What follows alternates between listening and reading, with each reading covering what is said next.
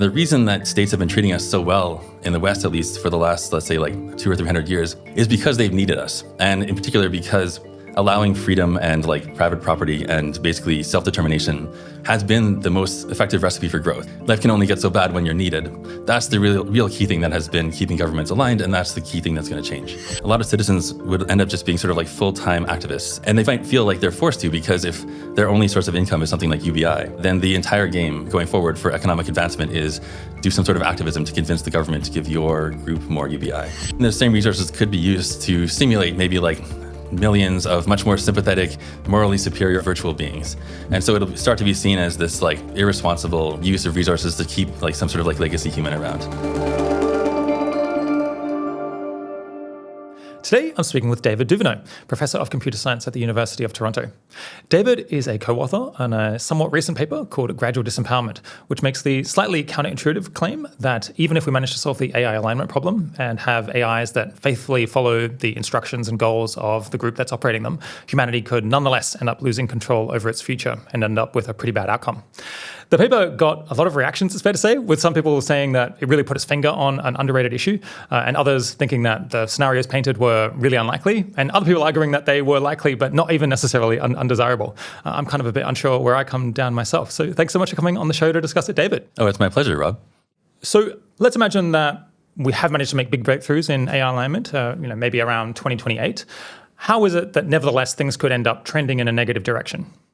Yeah, so the basic thesis is that even if we can align AGIs to particular people or groups, that we still might end up optimizing or heading at a civilizational level towards outcomes that no one wants, and probably outcomes that look more like growth for growth's sake. So paint us a picture. We're at the point where we have human level or greater than human level AGI, and we've made big progress on alignment. So we basically can trust the AIs to follow the goals that we give them. How does humanity begin to become disempowered? So the first one is economic, and people basically losing their jobs and becoming unemployable. And I think a lot of people get off the bus here and they say this is the classic lump of labor fallacy, and we think that there's only like some finite fixed set of jobs, and if they're automated, then that's just the game over for humanity. And of course, they're right to point out that on the margin, there's always more valuable work to be done, and you can always employ somebody to do valuable work at some wage, basically. And comparative advantage will mean that there will always be some sort of profitable trades on both sides that mean that, like, in principle, humans will be employable at some wage. But the problem is that this breaks down for two reasons. One is just transaction costs can mean that it's not worth the hassle for the machine companies or whatever's running the economy to employ humans. Like, humans are pretty unreliable and kind of a pain to employ for a lot of reasons. And we don't want to hire, for instance, like 12-year-olds, even if they're going to work for $1 an hour. In fact, that's illegal. And that's one of the sort of structural forces that we also expect to be operating, is that humans are just going to be this unreliable, sort of scary thing to involve in anything important. And it'll be seen as like irresponsible to involve them in important decisions once machines are like better alternatives. Okay, yeah. So I agree that economists have many good reasons to think that mass unemployment from artificial intelligence is going to potentially take quite a while, that machines might have to be significantly above our level before humans just won't be able to get jobs at all. But I think it's more of a delaying game. At some point, we're going to have machines that are far faster, far more reliable, and potentially can do all the things that we could do for less than it would even cost to feed a human and keep them alive. I mean, of course, by that stage, businesses will have reoriented their entire, and all of the factories will be redesigned to be built around AIs. Office work will be being done by AIs at such a speed that it's barely even possible for a human being, if they're involved, to keep up with what's going on. And then it won't even be that humans are not able to help. It's that involving them would actually be a negative. It would slow things down. It would introduce errors that have to be corrected and force the AIs to wait for us to do things that they could have done much faster. And then at that stage, it's really hard to see why businesses would be employing humans on any significant scale for ordinary practical purposes. And what do you think stems from that? Okay, yes. So exactly. So I agree with this. And again, I think this is something that people have a lot of issues with, and they object and they say, but we won't let it get to that point. And like one thing we really hammer home is that competitive pressures are really going to force people into that situation. So even if everybody in the whole civilization sort of loves humans and would prefer to empower them, anyone doing anything important is really seen as this like irresponsible actor if they're like putting a human like surgeon in charge of like some surgery. It's like, that's like, it's risking someone's life. Right. It's like take your kid to work day and then you're like having them do the surgery. That's like how to be seen. So at the point that people are no longer, for the most part, employed in kind of productive work, what sort of things start happening? Right. So at this point, there's basically no alpha in humans, in the sense that it's not a good idea to invest in human capital in the way that we have like universities and these institutions that are like designed to sort of be human facing and human run. And so I think anyone who's like an investor or like the capital markets in general are going to be saying, why are we investing in this stream of human capital that's ultimately going to be less competitive and provide less returns than the sort of more machine-centric, fully automated solution? Okay, so in the paper, you map out like 3 categories of mechanisms that potentially push us towards disempowerment of human beings and I guess like human ability to direct its own future. There's economic disempowerment, which we've touched on a little bit. There's also cultural disempowerment and kind of political or state disempowerment. Maybe let's do state or political disempowerment first. How would humans potentially begin to lose control over their own governments? Yeah. So our main claim is that human control over states is actually already very weak in a lot of ways. And this is obviously most true in regimes that we think are horrible, like think of North Korea. It's like, well, clearly if the people of North Korea had almost any say in their government, or at least weren't sort of somehow browbeaten or deluded into thinking that what's going on is like good, they would have long ago changed their form of governance. And of course, you might say that in the West today, we're in a much better situation. But the overall thesis is like, we don't have that much ability to control our governments. And the reason that states have been treating us so well, in the West at least, for the last, let's say, like 200 or 300 years, is because they've needed us. And in particular, because allowing freedom and like private property and basically self-determination has been the most effective recipe for growth. Yeah. So the way that I would boil this down is, for most of human history, most people in a society had very little control over their government. This sort of liberal democracy that most listeners will be living in is an aberration, basically, and a fairly modern aberration that, for not coincidentally, probably appeared around the point of the Industrial Revolution, and I think was then given like an extra kick in the butt by the beginning of like office work and knowledge work and stuff that required education. And almost certainly, we've seen the growth of that kind of government, that kind of social system, because it was economically fit. It was a good way for a government and a country to gain power, because it led to like more production, higher productivity, more development of more R&D, and like more military power, all of that. At the point that human beings are no longer doing almost any work, there is no competitive pressure that requires a government or the most powerful people in a society to nurture and to share the power with all of the other people in their country. They could potentially not provide them with any education, not give them any democratic rights, not involve them in sort of the error correction processes that allow a country to correct its mistakes. And nonetheless, the country may end up equally just as militarily powerful as it might have been otherwise. Right. And in fact, the ones that do allow humans to participate meaningfully will probably have a competitive disadvantage. That's really, yeah, okay. So you're saying in some ways democracy could end up on some dimensions being worse, at least in terms of your like inter-country competition. Yeah. I mean, from the point of view of the state, think about what an unemployed citizen looks like. Sort of at best, they're going to leave everything alone and deal with their own problems. But they're going to have a lot more time, and I think a lot of citizens would end up just being sort of like full-time activists, and they might feel like they're forced to, because if their only source of income is something like UBI, then the entire game going forward for economic advancement is do some sort of activism to convince the government to give your group more UBI. So this is going to make politics just much more high stakes and unstable, and so governments that don't sort of disempower their citizens one way or another are going to be in this, like, facing these constant pressures and being sort of blown around by like who's winning the activism war this week. And so eventually that's like an unstable situation that's going to end up with, I think, people basically being unable to control the levers of power. Yeah. Okay, so the third mechanism is cultural disempowerment. I think this is the most original of the three in the paper. I think maybe also the hardest to get to grips with. I think people are still trying to figure out exactly what are these forces and what would cultural disempowerment look like. But yeah, can you give us like, well, what's the state of knowledge at the moment? Yeah, and I want to give it a shout out to my co-author Jan Koolweit, who was really the person who pushed developed this thesis in the paper. So the basic idea is that culture is this other sort of replicator, sort of like Richard Dawkins talks about memetics and stuff.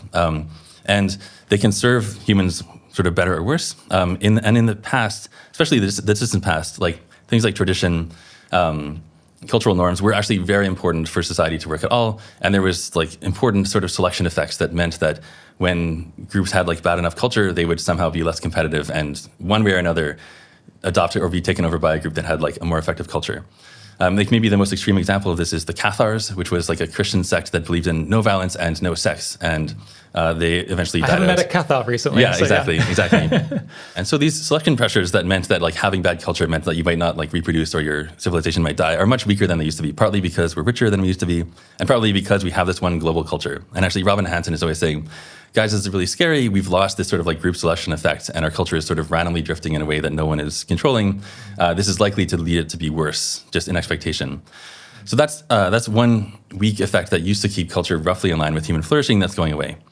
The other thing that's going to start to happen is machines producing culture, right? Like once machines sort of like become more like agents with their own independent beliefs and sort of point of view on the world, talking more directly to each other, then this is like a new thing in history, which is there's like a new vessel of cultural sort of memes and creation and just like norms that can be operating sort of almost mostly independently from humans. And it could end up developing in a kind of anti-human way.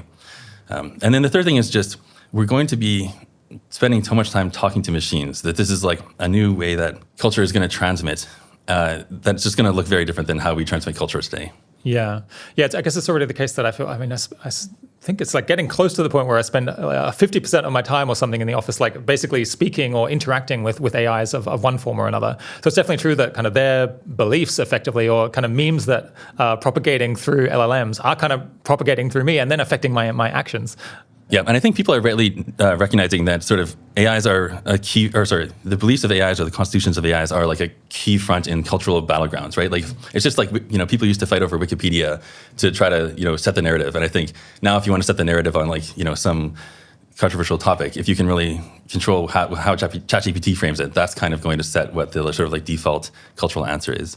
In a sense, this is business as usual. Like people already noticed that economics or cultural forces or like geopolitical forces end up pushing us towards outcomes that I think no one would endorse. And we argue that the development and proliferation of smarter than human AI is going to make those forces even stronger and remove some of the safeguards that tend to keep our civilization serving human interests in the long run. What are some of the ways that like current economic or cultural forces are pushing us towards less than desirable outcomes today? Right. Maybe a simple example is just like clickbait short-form video content or something like that, where, maybe people, the consumers realize it's like not the best use of their time. They kind of regret spending a lot of time on it. And the producers also know what they're doing and they're, making clickbait and they know it.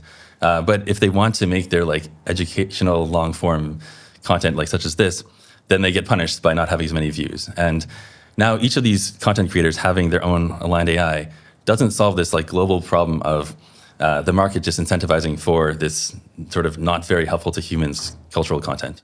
Yeah, I think the cases that stick out most in my mind are we still have violence and still have war, despite the fact that that's negative sum and not really in the endorsed interest of any particular group relative to a negotiated agreement that would get you to the same outcome without having to go through the violence first. Another one that stands out to me is I feel like capitalism, despite doing many good things for our quality of life, it hasn't really solved the problem of addiction to things that like feel good right now but lead you towards negative outcomes in the future. I guess, clickbait and stuff, wasting time online is one example of that. Possibly another one is addictive substances. Despite the fact that there are market forces that push towards, helping people with addiction and reducing addiction to drugs, there are also market forces that push towards innovation and the creation of new, even more addictive drugs. And so we end up at some sort of equilibrium where sometimes drug addiction gets better and sometimes it gets worse. But ultimately, market forces have not been able to fix the problem for us. Do you have a reaction to that? Yeah, so that's a good example of how more optimization pressure in our current civilizational incentives is going to probably be a bad thing in a lot of ways. There's also going to be a better ability for us to sort of see what's happening and coordinate thanks to these aligned AIs. So these two forces are going to be working against each other. And one of our central claims is it's not at all clear which one is going to dominate in the long run. Let's talk, though, about this sort of paradoxical element to all of this, which is that we're imagining that the AIs that we're operating, that we're interacting with, they really do have our best interests at heart for the sake of argument. That's the scenario we're picturing. How is it that wouldn't kind of protect us from going off in these, like to a great extent, from going off in these negative directions, that they would help us like see that things are going badly. They would be trying to anticipate these like negative outcomes and then, warning us, you shouldn't be absorbing this kind of culture. We should be trying to, you should vote in this direction because that will help to, protect your political rights in the long term. Yeah, so that's a great question, and I feel like that's the biggest reason for hope, right? So we're also going to have AIs that if they're, to the extent that they're aligned to us, and to the extent that they might have good ability to forecast what's actually going to be good for us, will be able to help us navigate this crazy world and help us choose the right memes, help us tame our government. Like everyone who's sort of worried about this issue is saying if we have good outcomes, it's probably because these AIs are really aligned to us and are really giving us great ability to deal with these like new scary forces. So there's a couple of reasons to think that this might not be enough, though. So one is that coordination might still be hard, and it can be the case that everyone can see that something bad is likely to happen, and it still can just be very hard to coordinate not to have it happen. And again, the classical example is like world wars, where everyone can see maybe that like World War I is brewing or World War III or whatever, and all our efforts to make it not happen kind of contribute to the problem. And I mean, maybe another simple example of a sort of tragedy that we can all see unfolding is like companies becoming more bureaucratic over time. It's something that is like we all see happening. We all know it's happened. It's happened a million times before. It's not really that much of a mystery, but somehow it just happens. So I think it could be the case that there's just a lot of coordination problems in the world that look like this, that even though you can all see them happening, everyone's getting good advice. It's just so hard to address them globally. The other reason, though, to be scared is like it's not clear that states or corporations or whatever powerful entities in the future are going to allow people to have AIs that are truly aligned to them. And I mean, I think everyone agrees, like, okay, yeah, we shouldn't allow AIs to help people build like bombs or, be terrorists. But, it's also a question of like, well, what about like hate speech? What about I want to organize like a really effective protest or like a coup or something? What if I really don't like my government for good reasons? Probably it's not a stable situation for the government to allow the AIs to really effectively organize against that government. So there's a bunch of reasons to expect that, the government might have AIs that just do whatever they say, and everyone else is going to have the like hobbled civilian versions that aren't actually allowed to be totally aligned to them. I see. So you can imagine a scenario where I'm nervous that gradually my rights or my influence over the government is going to be gradually eroded. But I guess by that point, we were imagining that people, I guess like some actors within society or some people who have like greater influence over the government than me, they might well have made it such that all of the most powerful AIs that I have access to are not really going to help me to unwind their power, to weaken them, to figure out, how would we organize to do this, or give me like the ideal advice that would help me to gain power at their expense. And I guess this is kind of a dynamic that we see in general, that very often, people who, or organizations or individuals who have a lot of power, they figure out ways of entrenching it by doing all kinds of things to interfere with the people who might try to take back power from them. And this would just be another instance of that, very common historical pattern. Yeah, exactly. And the sort of fastest growing, most growth-oriented institutions in this world, like governments and corporations, are going to have an interest in sort of marginalizing humans to some extent, because humans, from their point of view, will be these like meddlesome parasites. So you can imagine that there's like humans that are advocating for we like legacy humans, we legacy beings deserve like some huge fraction of like GDP, or at least like some very expensive protection of our interests. At the expense of like maybe some new flourishing society of AIs or weird AI human hybrids or whatever is sort of most like mimetically politically fit. So you can imagine sort of a response by the sort of more growth-oriented sort of machine parts of society. They might end up making the case that this is like a speciesist sort of demand, and that we can't have this sort of narrow-minded like policy setting. And it could be like de facto illegal to advocate for like speciesist policies or something like that. I see. I think people will be able to tell there's a lot of moving pieces in this picture. There's a lot of different mechanisms by which potentially humans could be losing influence over the direction of civilization and intelligent life. I think there's still a lot of work, I guess, to be done exploring them and figuring out which of them are most powerful and which of them potentially that could have countervailing forces that control them. What are some, I guess, like specific like narratives or scenarios, ways that this could potentially play out for people to picture in their head as they're trying to think about how gradual disempowerment would look? Yeah, well, I think what's going to happen, like what's most likely to happen in real life is that we have some sort of gradual disempowerment like happening, and it's sort of happening in a few small ways already, that maybe happens for a while until maybe much of the military is automated, or people have like much less connection to the organs of the state. And then probably there'll be some more like classic fast runaway loss of power, like a coup or some new weird like quasi cartel government that just somehow like takes over in some way that we don't really expect. So I think that like weakening our ability, our connection to the organs of the state and just understanding what's going on is going to be like one of the precursors for some like faster loss of control. I think like the point we wanted to make in the paper was that like even if there's no fast loss of control, we still might end up having like similar loss of control just through like the normal business as usual dynamics.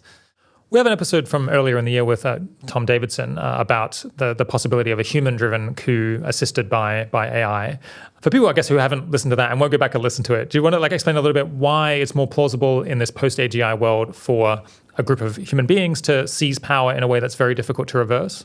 Sure. I mean, the basic idea is, for similar reasons that we would have less control over the government, also the government would have a harder time avoiding being couped by like the military if there aren't a bunch of human soldiers in the loop. Like right now, if somebody goes on the radio and says, I'm the new president, everyone can kind of check, like, actually, that's not the case. Like, I know a bunch of soldiers, I call them, what's going on? They say, I don't know what this is, or like, no, he's not, we still have control. In the world where it is actually just a few people who have like sort of sysadmin access to the robot's army or whatever, there's like not all that much that the government or even the people can do to tell who's really in charge, except like by some like naked show of force. And for the government to stop this, like whoever ends up getting like sysadmin rights from just de facto taking over the government without having to convince everyone that they're like legitimate. Yeah. I guess the broader point is like, in as much as like hard military power is the robots, is this like AI-driven military equipment, then anyone who can like get the AI to follow their instructions has all the hard military power. They can stage a coup. How would you undo it? Yeah, exactly. Because people are like too weak to actually fight metal. Yeah, and right now, maybe what the hard part of the coup is convincing the like commanders or like the soldiers that this is the new way that things are going to be. You have to convince a lot of people, and this credible threat that they're going to not agree with your takeover, and then like and then you'll be arrested. Yes, exactly. I mean, I guess we, as we talk about in the episode with Tom Davidson, there's many different protections that we could put in place in order to try to make this more difficult. But it's not completely obvious that we will put in a big effort to do that. And even if we did, like possibly we could fail. And it's one thing that there's a lot of time in which these coups might be able to occur, and then they're very difficult to undo once they have occurred. So it's like a bit of a like one-way gate potentially. Let's talk more now about, I guess, the economic disempowerment mechanism.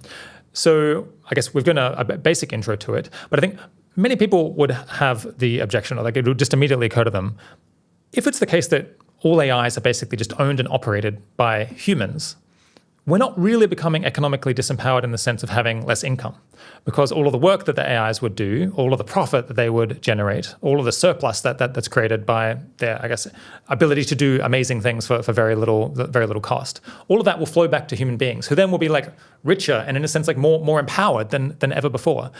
Why isn't that such a like strong protection that we should feel pretty good about this? Yeah. So first of all, I'll say I think it's a great idea to try to set up these kind of protections, and it's like probably a good end. It looks like involving a lot of well thought through mechanisms to ensure that like surplus is always available to humans. But our basic thesis is that this is like much more fragile than it seems like it'll be intuitive. And again, maybe one example to keep coming back to is think of like the monarchy, like the English monarchy, and how they like hold all the cards.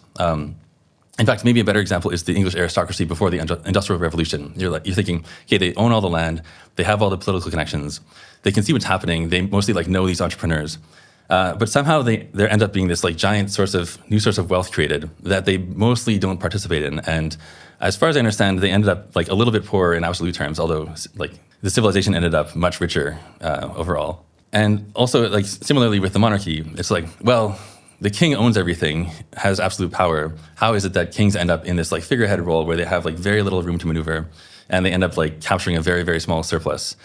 So, but the big picture is that there's going to be this sort of like small rump of sort of legacy humans, maybe who have de facto ownership of this giant machine economy that's going to be like maybe like hundreds of thousands or more times as big as the current one.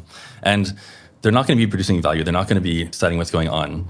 And so at this point, it's like not clear that they end up having like de facto property rights respected. And there's lots of reasons to think like maybe we still will respect property rights. It'll be very cheap to keep humans alive. Like this is definitely not a foregone conclusion, and this is kind of like one of the fuzzier parts of this whole story. But it just seems like it's very scary to be this sort of like useless head of state of this giant machine economy that you don't understand. Everyone involved in setting courses, running things, the government, doesn't necessarily share your like cultural point of view or even think that you like deserve good outcomes in the long run, more than some much more like interesting, powerful, charismatic beings that are now sort of competing with culturally. So again, I don't have like a slam dunk story for how the humans end up like not capturing some small rent forever. That's plausible. It just seems like we'll be in a very vulnerable position. I see. So you're saying, in as much as, at least to begin with, all of the rent is flowing through to humans. I suppose that there's one question, which is this might lead to an awful lot of inequality, because it might be that you can't really earn labor income anymore. So people's income is determined by how many savings and investments they had, particularly investments in AI that they had around the point at which like humans kind of stopped being able to do useful work. So it could lead to a lot of inequality. But I guess like setting that aside, almost all of the income is flowing through to human beings at this initial point. What do you think would happen that would kind of gradually perhaps whittle away the fraction of wealth and the fraction of sort of economic production that is owned by humans or is flowing through to human beings? Yeah, so one of them is just humans not being that close to the action or knowing what's going on. And maybe like a concrete example today is if I'm an average Joe and I think like actually AI is going to be the next big thing and I really want to invest in it, most of the big AI companies are still private equity, right? Like Anthropic and ex-AI. And so there's actually no direct way for me to even invest in them.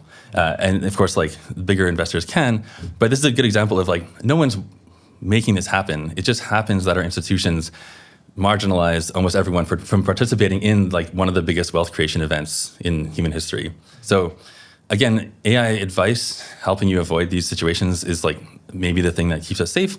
But again, there's just going to be incentives for the people who are actually creating the AIs that are creating the wealth just naturally are going to form these sort of like local bubbles of enrichment, which will be hard for the larger, like massive, unproductive humanity to participate in. So I thought that your objection here might be that initially it might be that AIs don't have any sort of legal personhood or any ability to own property, but we've got a picture that they're becoming more and more capable all the time. Eventually, they're going to like radically surpass human capabilities, both in terms of economic production, in terms of persuasiveness, in terms of charisma. And there's going to be potentially a whole lot of diversity in what they're like and the kinds of different AIs that people train and release onto the world. And some of them, you might imagine, would want to go out and advocate and would be permitted to advocate for AI personhood, for AI rights, for AI well-being, and so on.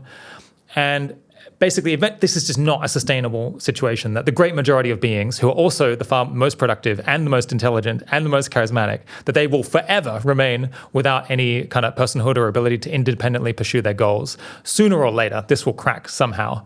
And that's maybe the point at which, well, then the AI share of GDP income or the AI share of kind of independent wealth that they can actually deploy according to their own preferences, that will begin, and then it will just like grow over time because, of course, they're able to make more money. They potentially can earn higher investment returns because they're just smarter.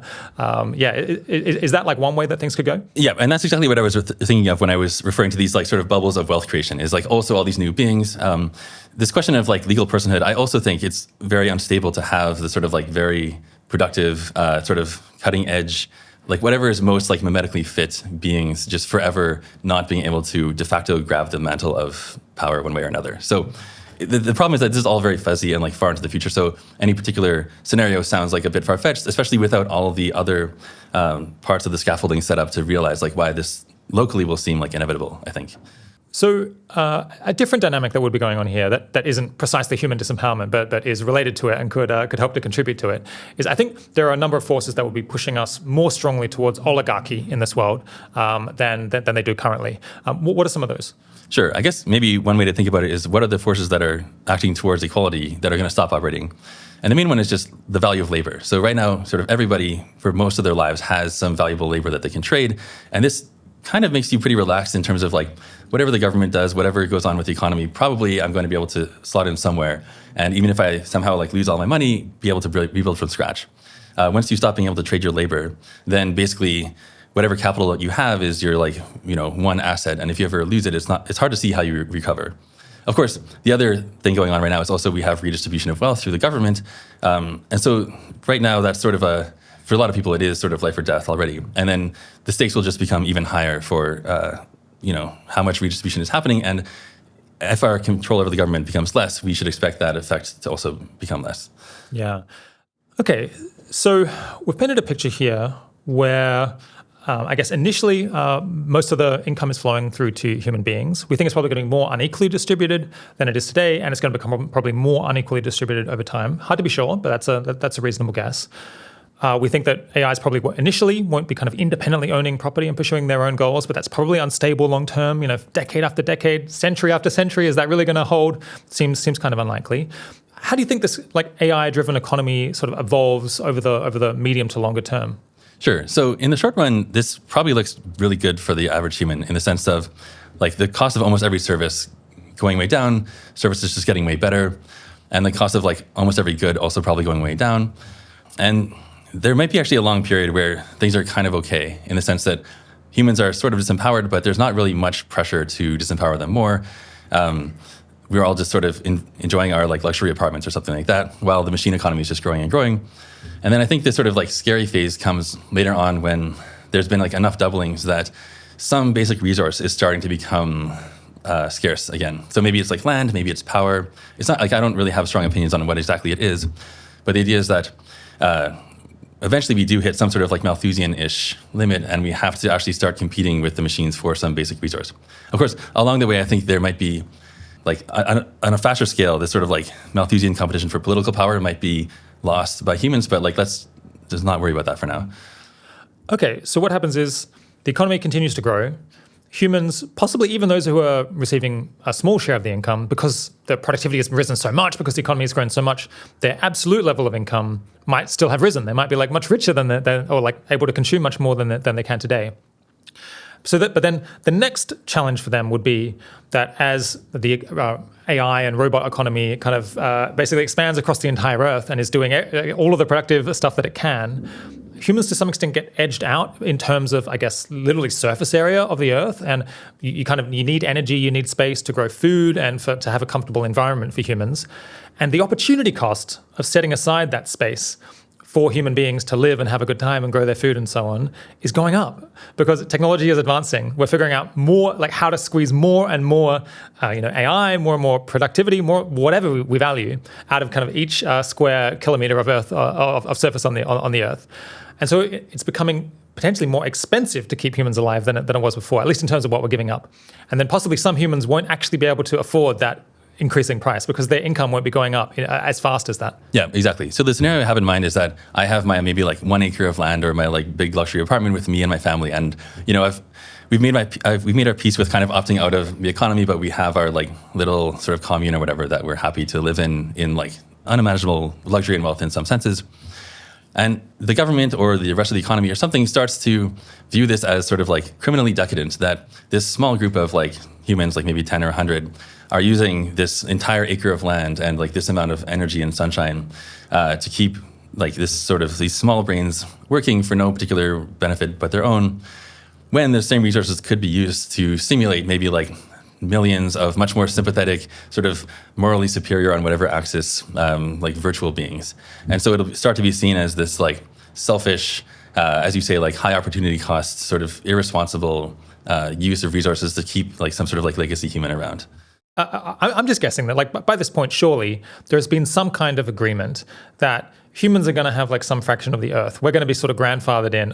Either we've been killed or there's going to be some sort of agreement that we're going to be allowed to have some section of the Earth in perpetuity in order to support ourselves while the robots go off. And the Earth is very small in the scheme of the entire universe. And it's a lot easier for AIs and robots to go and use all of the resources in space.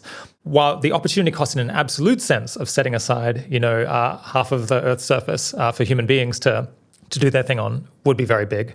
In terms of proportion of all the available resources in the universe, or even just the solar system, it's basically completely negligible.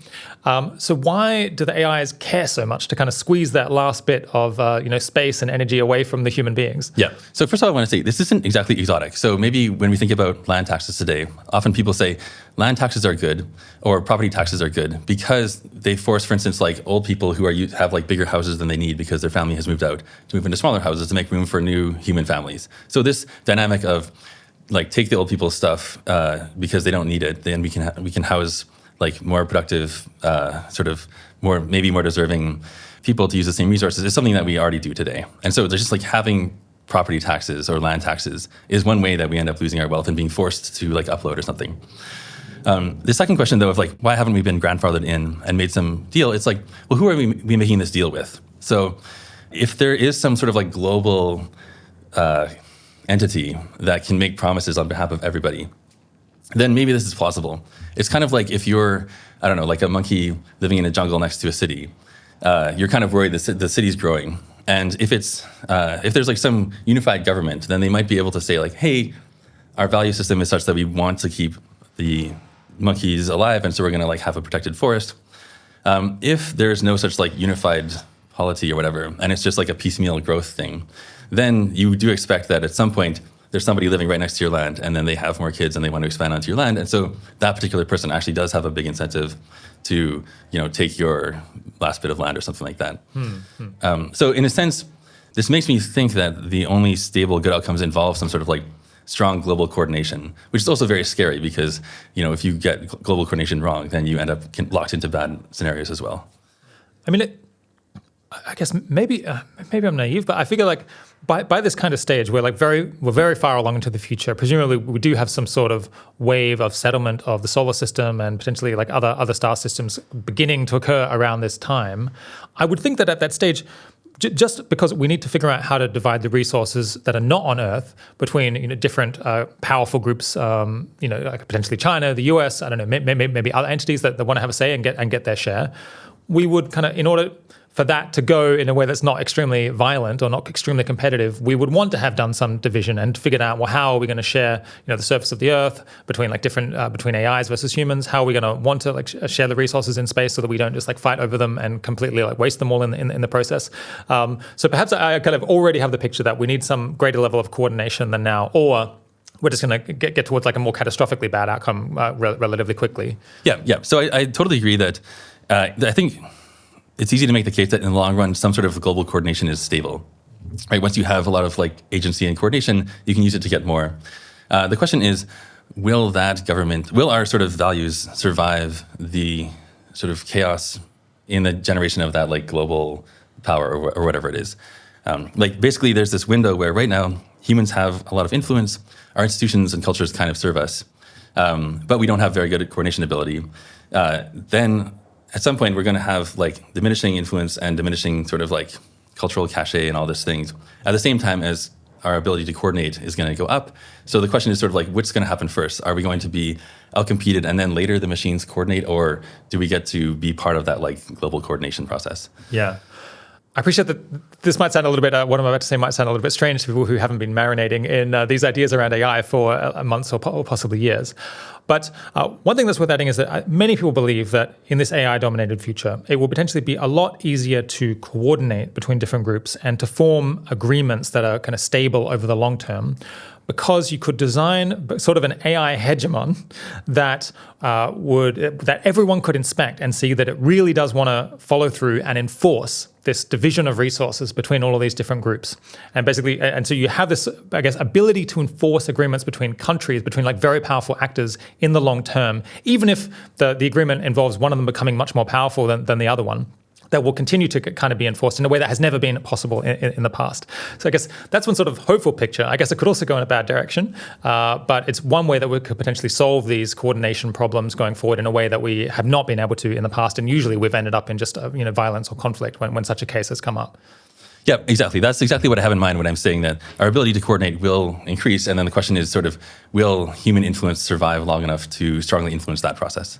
So you think that we could go through a stage where there kind of is an agreement, or the government is operating such that it is redistributing income to humans or human-like entities enough that all of them can survive and potentially have a pretty good time. But you think this introduces some interesting wrinkles and could be like gradually undermined over time, such that it doesn't last long term. How might that happen? Yeah, so the sort of only thing we can do is to introduce a new fitness landscape where sort of who the government deserves worthy of UBI is the new like fitness function that is going to be just optimized by natural selection, right? And this is kind of like what Dan Hendricks talked about. Let's say that we did have a policy that any human has to receive some sort of universal basic income that's sufficient, some amount that we think is enough for them to have a good life. I guess in this case, nobody's working, so they can do kind of whatever they like. Some people in this situation presumably would like to have really big families. They might like to have a ton of kids. But now, because those children are not economically productive whatsoever, this is imposing big costs on everyone else who's basically being taxed to support this human universal basic income. So without going to like more extreme cases where people might really try to milk the system with fetuses, or I guess like copying them, becoming uploads and copying themselves or something, you can imagine that this would require some sort of restrictions on, like, if we're going to have this universal basic income for humans being sustainable, probably it would have to come with some restrictions on reproduction or limits on what new beings can qualify. Yeah, absolutely. So if we just allow like unfettered reproduction like we do today, then it's unstable in the long run. I mean, the problem is like, it's kind of like, well, what do you even want? And I think sort of like the best we can hope for is that we do live under such a regime where we've thought hard about what is the sort of fitness function or like how we redistribute wealth or something. And the fear is that we don't think it through very well, and we end up locked in this like new Malthusian condition where everyone has to like have as many kids as possible or something like that, to like maximize their share, to maintain their share of wealth or something like that. One thing I'm a little bit confused about is what's the moral philosophy, I suppose, underlying this whole perspective? Because I think, is it that this is bad because it's going to be bad for human beings? It's going to lead to like an Earth that is not a good time for you and me and our kids, or is it bad because it's going to lead the rest of the universe to be kind of wasted on something that's useless or harmful or like not as good as it could have been? Or is it? I guess, yeah. What's the perspective from which like your like the moral perspective that you're bringing, or like that your co-authors are bringing? Sure. So I think a lot of people might say, hey, you don't have much moral imagination. Why are you insisting on like these human well-being or human desires when we know that in principle there's definitely going to be like more morally deserving things in the future or something like that?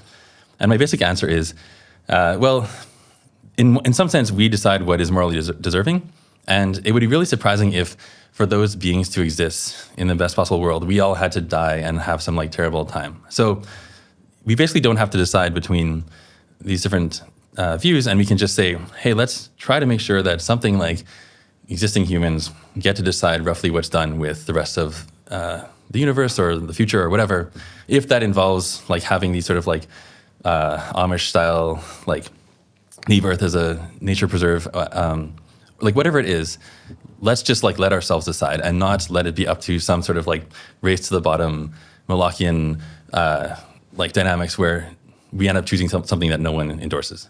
Yeah. I think the reason this matters is that, I guess some people, the thing that they want to do is like work to ensure that like humanity has a great time, or that, the Earth is like good for themselves and their children, and which is going to raise like one set of concerns. Because other people, they want to use their career, or the thing they want to lean on is ensuring that the future of civilization or the future of humanity or the future of intelligent life is good. I guess, do you think that the case for worrying about gradual disempowerment is stronger on one of these than the other? Or do you think that like they tend to go together? They're basically the same. I think it would be really weird if we somehow accidentally killed and disempowered existing humans and ended up building some sort of future that those humans would otherwise really endorse. I think the default is there's some sort of like locust-like beings that just like growth for growth's sake. And that's sort of the default thing that all evolutionary pressures select for. And, maybe those beings are like pretty cool. I don't know. Like, and if they are, then it doesn't really matter what we do. So we don't really have to worry about that scenario. But the scenario where they're just kind of like this gray goo that we think is like a big waste, that's what we need to avoid. And it would be and if you and I are on Earth flourishing for a long time, and the state and all our civilizational apparatus is acting in our interests, and we decide like, hey, actually, it would be amazing to create this type of future, then just as part of serving our interests, we would end up creating that amazing future. Well, yeah. I mean, I think it's not such a given that they necessarily go together. I mean, I guess you were saying it's like humans who decide what is good. I was like, I suppose you're like an anti-realist, or yeah okay. So but that doesn't mean that I don't like take a lot of like morality very seriously. I'm just trying to say the sort of fact of the matter is determined by like what's in our heads, and then also like whatever conditions that imposes on the world being good. Yeah. Well, I guess, I mean, if you think that there is something that is objectively valuable, even if people, independent of whether people believe that, then I guess you could have a future in which like humans are disempowered and perhaps, I don't know, the machines end up going and doing that, and like no human would have endorsed it at the time, but that could still potentially be a good thing. I guess if you have also a view on which like it's important to, like it's good to satisfy human preferences, but it will also be good to satisfy machine preferences or AI preferences at the point perhaps where they're conscious or they have subjective experiences, then I guess you might be a little bit less stressed about handing over control or handing over resources to AIs to pursue their own agenda. Well, again, I think it's a really weird corner case to imagine this world where like we die, but then our desires are ultimately fulfilled. Like that just seems like, yes, in principle it could happen, but it would be like this weird corner case because probably if we die, something else has gone horribly wrong. I guess, so you're saying whatever it is that we want to happen, why don't we just maintain control so that then we can decide whether that is the thing that is happening or not? Exactly. So it could be that by coincidence we get disempowered and then the thing that we would have liked to happen happens anyway, but why leave it to chance? Yes, exactly. I suppose. Okay. I guess, how much is this picture complicated by the fact that lots of humans disagree and have like very conflicting preferences about how things might go? Right. I mean, I think that just puts a cap on sort of like what's the best we can hope for in terms of satisfying everyone's preferences, but that we were already sort of in that situation. So I guess I'll say, given that we already have to have some sort of like compromise or not everyone's going to get what they want, we should at least work to make it so that at least some people or some compromise of humans gets what it wants, as opposed to just competition gets what it wants. Okay. What's the strongest argument for not worrying about this in your mind? I mean, there are people out there who are like, it'll be good for us to hand over to the AIs. It'll be good for humanity to be disempowered sooner or later, maybe sooner. We're like not as smart, we're not as wise. We will like squander the resources. We should be like handing over to our AI children. Can you defend Sure. that? Well, at least first I'll say the most common arguments I hear in favor of this. So one is pretty soon we're going to have these amazing AIs, so they're going to handle this for us, and we don't really need to worry about these kind of coordination problems. And I guess I feel like, yes, if there was a big jump in capabilities and everybody got it on the same day and everybody asked their AI, what should I do for the good of humanity, and did that, then that would like be a recipe for really good outcomes. But I don't think that's what's going to happen. We're going to continue to see like people gradually getting more powerful AIs and those gradually getting spread out according to roughly to like power level, and people continuing to optimize mostly for like their own interests just due to competitive pressures. So yeah, my fear is like that the business as usual doesn't give us such a jump in capabilities that we're suddenly able to coordinate in a way we weren't before. The other common argument is, well, if people 1,000 years ago got their way, we wouldn't have made all the moral progress that we've made since then. And so it would have been a huge mistake from our point of view today to have let them lock in. So by induction, it will be a huge mistake from the point of view of like future beings to have let us lock in. And I think that's kind of like a moral optical illusion in that, yes, if you measure sort of like moral progress by like difference from our current moral standards, then if you go backwards in time, the further back you go, sort of the worse things get, sort of monotonically. And so if you just extrapolate that, it looks like, oh, so if we go forward in time and we continue allowing this sort of moral progress to happen, things are going to get better. But I think what's actually happening is we're just measuring difference from our current values. So unintuitively, we should actually see this line have a kink exactly at the present day, and things just to continue to, however they evolve, however moral standards evolve, to look worse and alien and wrong from our current point of view. So I think from the point of view of future beings, like whoever's alive is going to be glad that the past wasn't able to lock in their different values, but they're basically going to be happy that they're in power. So like in a sense, we don't have to worry about the future beings. They're kind of one no matter what. The only thing that remains to worry about is like locking in our current values in some sense. And of course, we probably don't want to lock in like all these like sort of short-term, sort of maybe irrelevant details or local adaptations. We probably want to lock them in at some larger, sort of more abstract, like big-minded view. But I think if we do, by definition, want value lock-in, because if you're okay with your value changing, it's not really clear in what sense it's actually a value of yours. I mean, this I think does hinge on moral anti-realism, right? Because if you thought that they were just like objective moral facts that are mind independent, it's more like science, then I think it is true to say that, if we'd locked in our views on the natural sciences in 1000 AD, that just would have been worse and would have been more wrong, and people just would have been making errors all the time if they locked it in so they couldn't change their mind about that. And so if you do think that, I mean, it could be that there are objective moral facts, but we're not getting any closer to them, or we're not Sure. likely to ever find them out. But like you could have a view that they exist and we're getting closer to them, in which case I would disagree. I totally agree. But I guess in terms of what we should do, I think it doesn't end up mattering, because even if we're moral realists, the question is, do the AI successors that we build care about that morality? And I think the default is, no, they care about growth, just in the way that like animals don't care about morality and like evolution doesn't care about morality. And so if we happen to somehow today care about the true morality, we need to preserve that. And the sort of natural course of history, I don't think is going to preserve it by default. Well, let me give you a picture in which someone could be actively in favor of human disempowerment. So let's say that you think the thing that I really value is like, I don't know, either well-being or like satisfying preferences or something like that. And I think that AIs in future will be able to have their preferences satisfied, and they will have preferences. They will potentially have well-being as well. But I think that most humans like disagree, and they're going to try to basically use AIs for their own purposes and not be concerned about their preferences, not be concerned about their well-being. That's the moral atrocity that I'm concerned might occur indefinitely, and people would lock that in forever.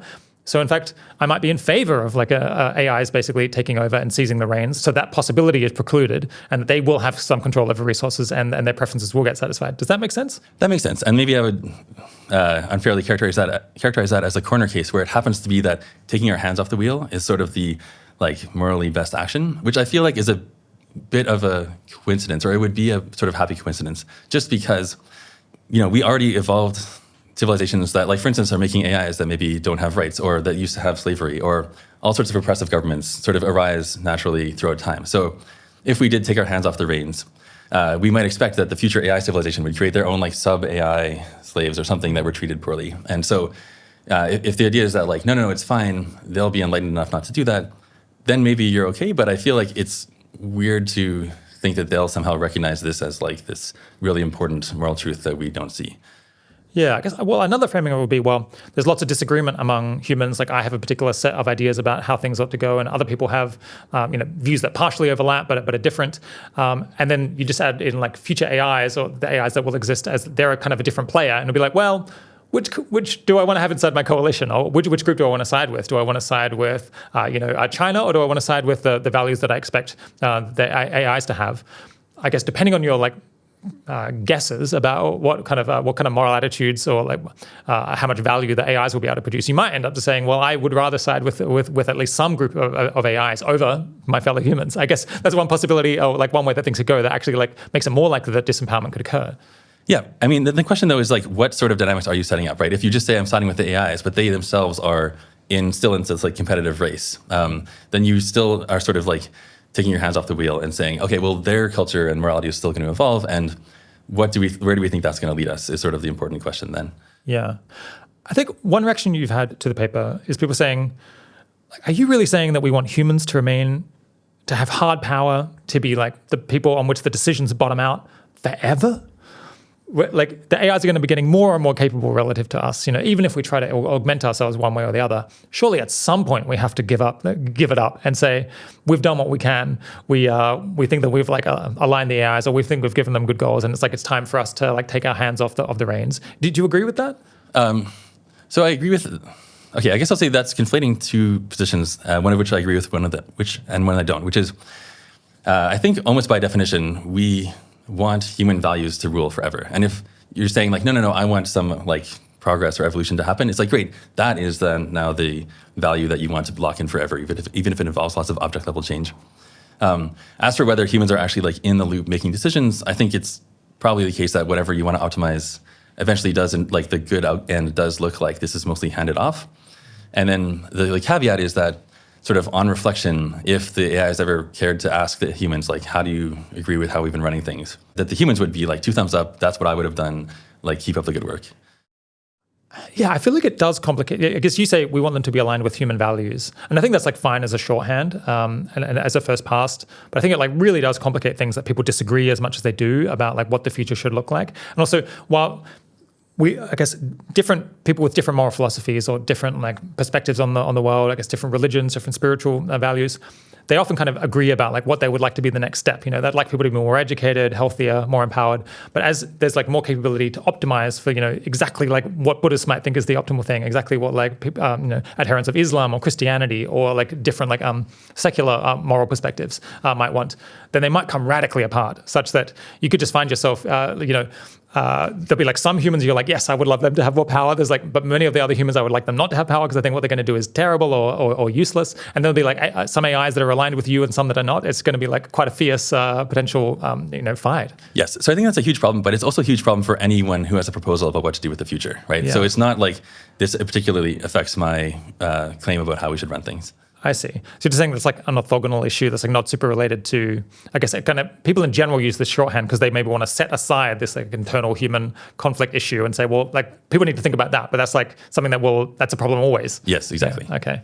I mean, the other thing I want to say is I think people have stronger preferences about the future than they sort of think they do at first blush. So like if you have discussions, I've had a lot of discussions with people who've thought a lot about the future and they sort of say something like, 1,000 years from now, if it's like aliens or robots or humans running the earth, like, do I really care?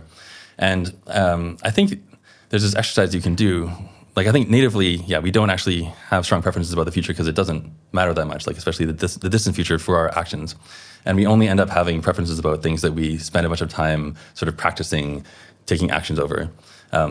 And like maybe a good example is like if you try to ask like a dog, like, what house do you want to live in, or like how do you want to be treated like a year from now? Like you might say there's no coherent sense in which the dog has preferences about this, but it does have a whole bunch of like short-term preferences that could be chained together, and you could like try to elicit those and run them forward. And same thing with humans. It's like my initial reaction if I think about the world 1,000 years from now, and it's like some future race has taken over Earth. Maybe I'm not bothered by that, but then I think, wait. So like right now I have kids, and they're going to be having kids, and if 1,000 years from now some other race is taken over, where's the day where my kids get like killed or starved or like replaced or uploaded or whatever, right? And it's one of these things where it's just, I think it's a skill, basically, having coherent preferences about the future. And the more people spend time actually thinking about it, I think the more they would say like, oh, wait, I actually don't want to take my hands off the wheel. The default competitive future probably is missing a whole bunch of stuff that I care about. Yeah, I mean, I'm not sure about this, but I suppose the gradual disempowerment framing places a lot of emphasis on like human versus AI control. And I guess an alternative framing would just be disempowerment of my values relative to other humans who disagree. And I suppose maybe that's not a new idea. That's like you wouldn't write a paper about that. And actually, I would push back. I would say the gradual disempowerment paper doesn't really talk about human versus AI control. It talks about the alignment of our current institutions and how they're going to become less aligned once AI are like more in the loop and taking over from humans. I see. Okay, so maybe it's like, is that more compatible with the kind of competition between different values among humans? Okay, yeah. Do you want to elaborate on that? I mean, I guess to me, again, the question is not like AIs versus humans. It's more like, what are the idiosyncratic things that humans value that we don't expect to be competitive in the long run versus the sort of values of unfettered competition and natural selection? Like some things that we value, like communication and sight and memory, like we don't have to fight for those. Like whatever future beings are around are probably going to be able to see and talk and remember. But like idiosyncratic things like children's laughter or the family farm or like the particular languages we speak or something are things that will be outcompeted and replaced if we don't preserve them. So to the extent that any of us value anything that isn't going to stand the test of time, we sort of have to accept that we're going to lose those or try to somehow do this crazy task of aligning our whole civilization to protect these idiosyncratic, non-competitive values. Okay, let's talk about political disempowerment now. I can expand on that a bit. Because how do you imagine that happening and kind of progressing over time? Sure. So one thing is just that I think human politicians will gradually let themselves be more puppeted or like pass-throughs for things like ChatGPT. And this isn't necessarily a bad thing in the short run. I mean, good politicians already rely heavily on human advisors, and I think machine advisors are going to be able to make our political parties and just representation mechanisms work better in a lot of ways. So the politicians that use AIs just for normal everyday business are going to be more effective, and we're going to feel like they represent our interests better in the short run at least. The other big thing that's going to be going on is I think people are going to be afraid of losing their jobs, and every politician is going to have something to say about this and say, I'm the like pro-human, like no AI is ever going to take your job politician, but they're just not going to have viable policy levers to actually slow out automation.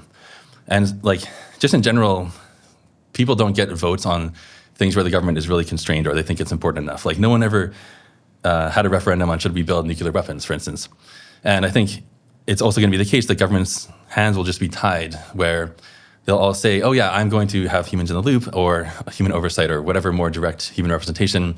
But it's just going to be so ineffective that when like the rubber hits the road, those policies are just not going to be implemented. And it's going to frustrate voters every time. And they're going to say like, no, the next guy, we want to vote for the one who's really going to represent like human in the loop interest or whatever it is that seems most scary. But they just won't be able to like vote for their policy preferences. Okay, let's take that bit by bit. So the first part was you're mentioning that progressively politicians are going to be acting almost entirely on the advice of AI advisors, AIs that they're operating. I guess I don't think that you think that per se represents like serious disempowerment. Yeah. In as much as the politician, like in as much as I'm working with ChatGPT to help me do work that I want, but then I choose the answer. That seems kind of fine in principle. Yeah. But you think that's just the starting point, and then kind of progressively humans just like are not really involved anymore? Yeah. It really, like, whether the government is made of humans or not, there is like a slight sort of like oversight, I think, feedback mechanism, and being connected to the people that helps align the government. But really, the fundamental thing that is making governments treat us well is that they need us, right? Like even the North Korean government has to feed its farmers and its soldiers or whatever. And so, if humans were still indispensable in some important roles, I wouldn't be like very scared of a machine government. And conversely, if I was dispensable in all aspects, I would be much more scared of like a human-run government. And if we think of like the very worst governments in history, like the USSR, or like I think Cambodia was like maybe takes the record for like killing the largest fraction of their population. But in general, like no matter what political party ends up in power, they don't, even in the very worst case, end up like killing more than like some small fraction of their population. Life can only get so bad when you're needed. That's the real key thing that has been keeping governments aligned, and that's the key thing that's going to change. I see. Okay, so imagine that you didn't live in a democracy now. You're living in a country where there is kind of a small elite that basically makes all of the decisions. How would things change like in this new picture where you're like even less necessary for them than before? Yeah, I mean, maybe the closest contemporary analog is Saudi Arabia, where the government basically gets most of its wealth from oil, and there's this nice sort of grandfathered in class of like all the sort of cousins of the many princes or whatever who have these like sinecures, these like make work jobs. And they also have like very little political room to maneuver, right? Like there's purges, there's like drama at the top, and anyone who's making any sort of like problem for like Mohammed bin Salman or whatever is like probably going to lose their sinecure at the very least. And then maybe like the example of like the same thing done well is like Norway, where there was like this like sort of strong democratic government, and the government was able to commit, at least in the short and medium term, to redistribute this wealth. So in the UK at the moment, it's true that the government, in as much as it's separate from the population, does need its people to continue working and paying taxes and doing stuff.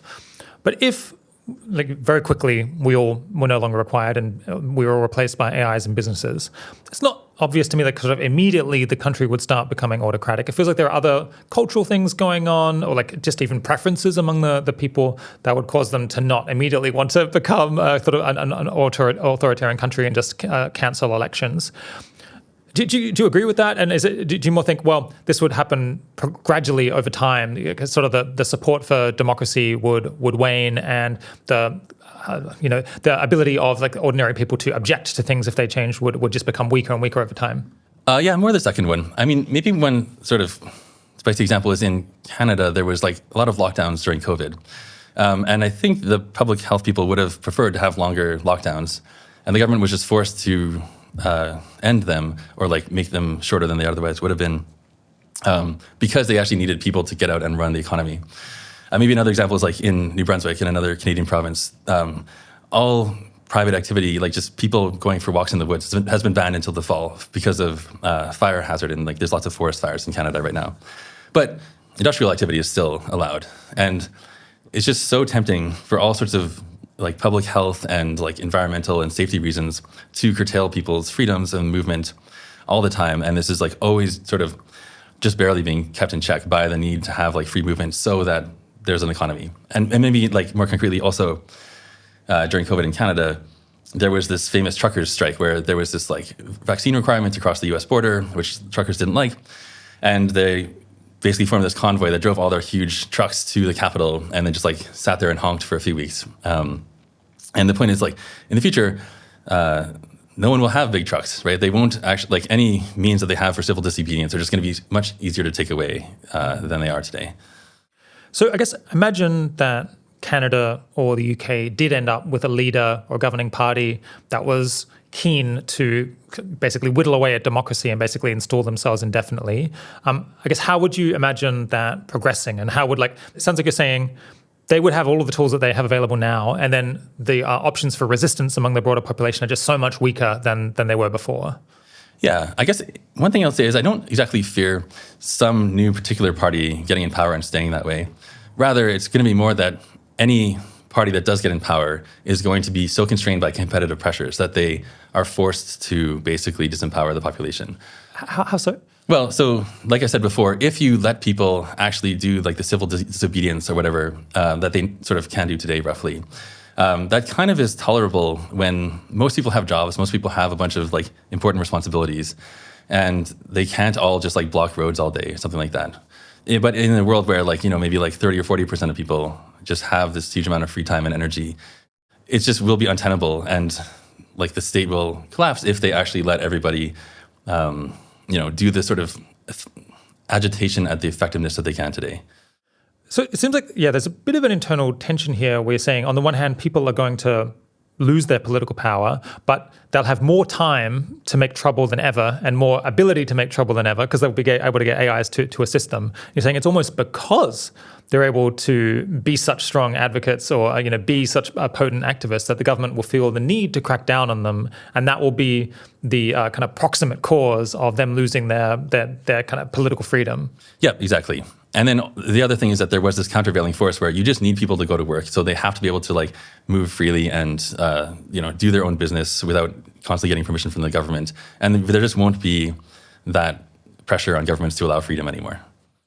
I must admit, I'm not sure how fiercely competitive the sort of, I guess, geopolitical situation will be, whether it'll be like sufficiently intense that countries will, like the prime minister or president of a country would feel like their hands are tied. They just have to take away the political freedom of people in their country in order to keep up and avoid too much unrest. It just feels like that effect just might not be powerful enough to overwhelm the fact that the population will have an interest in defending their rights. And at this point, we're imagining they still have substantial wealth. They still have substantial ability to agitate. Yeah, and I will say that again, like coordination could save us here, right? Like, and the sort of saving throw is that all the leaders and everybody is seeing what's happening, realizing that there's this like tragedy of the commons happening, and somehow coordinating earlier or like early enough and hard enough that they avoid these like races to the bottom. I guess maybe one way to think about this is to turn on its head and be like, well, why did countries become democratic and like invest in their citizens and have freedoms in the first place? And like one story told by like Alan Defoe in one of his papers is that the reason that, like, for instance, like Prussia started educating its citizenry in like the 1700s was because musket armies were becoming more competitive than like the old like knights and sort of like poorly armed peasants armies, and that you needed to educate your mass of citizens enough that they could form these like musket armies, and this was just a more competitive option, and that the elites resisted this. Like they didn't want to like have this more empowered citizenry, but they were forced by competitive pressures to become more like these modern democratic, like human capital invested states. So that being the sort of like birth story is kind of maybe evidence that the same thing can happen in reverse.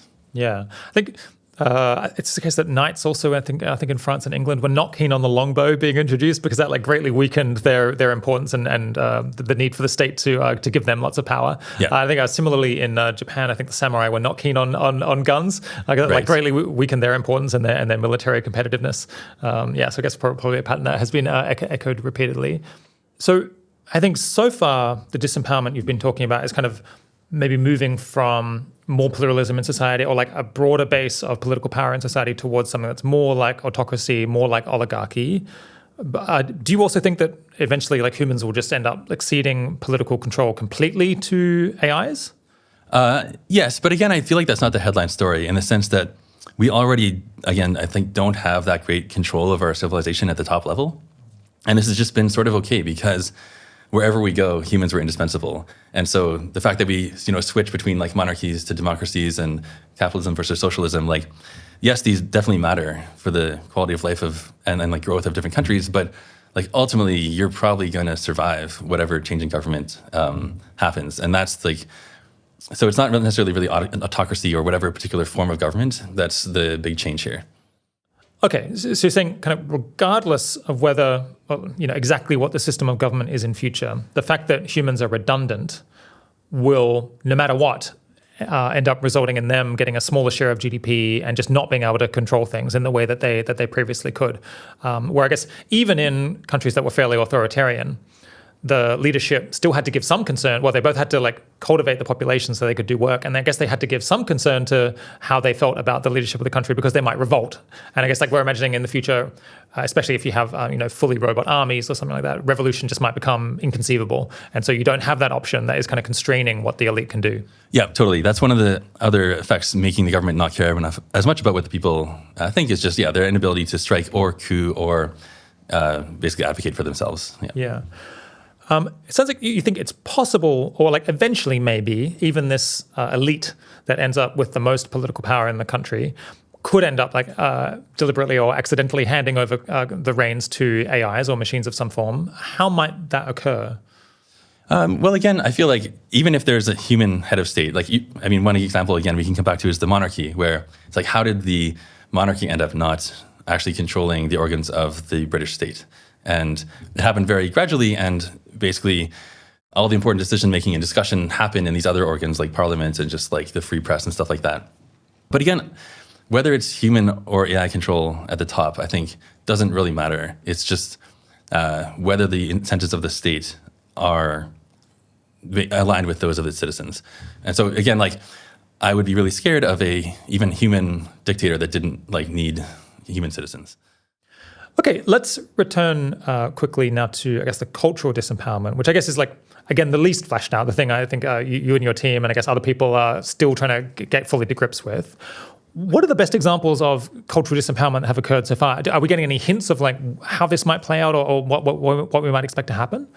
Yeah, so I think there was a really good example of this that happened just a couple of weeks ago, which was the attempted retirement of GPT 4.0 by OpenAI when they rolled out GPT 5. And I think for various reasons, OpenAI wanted to have a very simple, it's only GPT 5 going forward.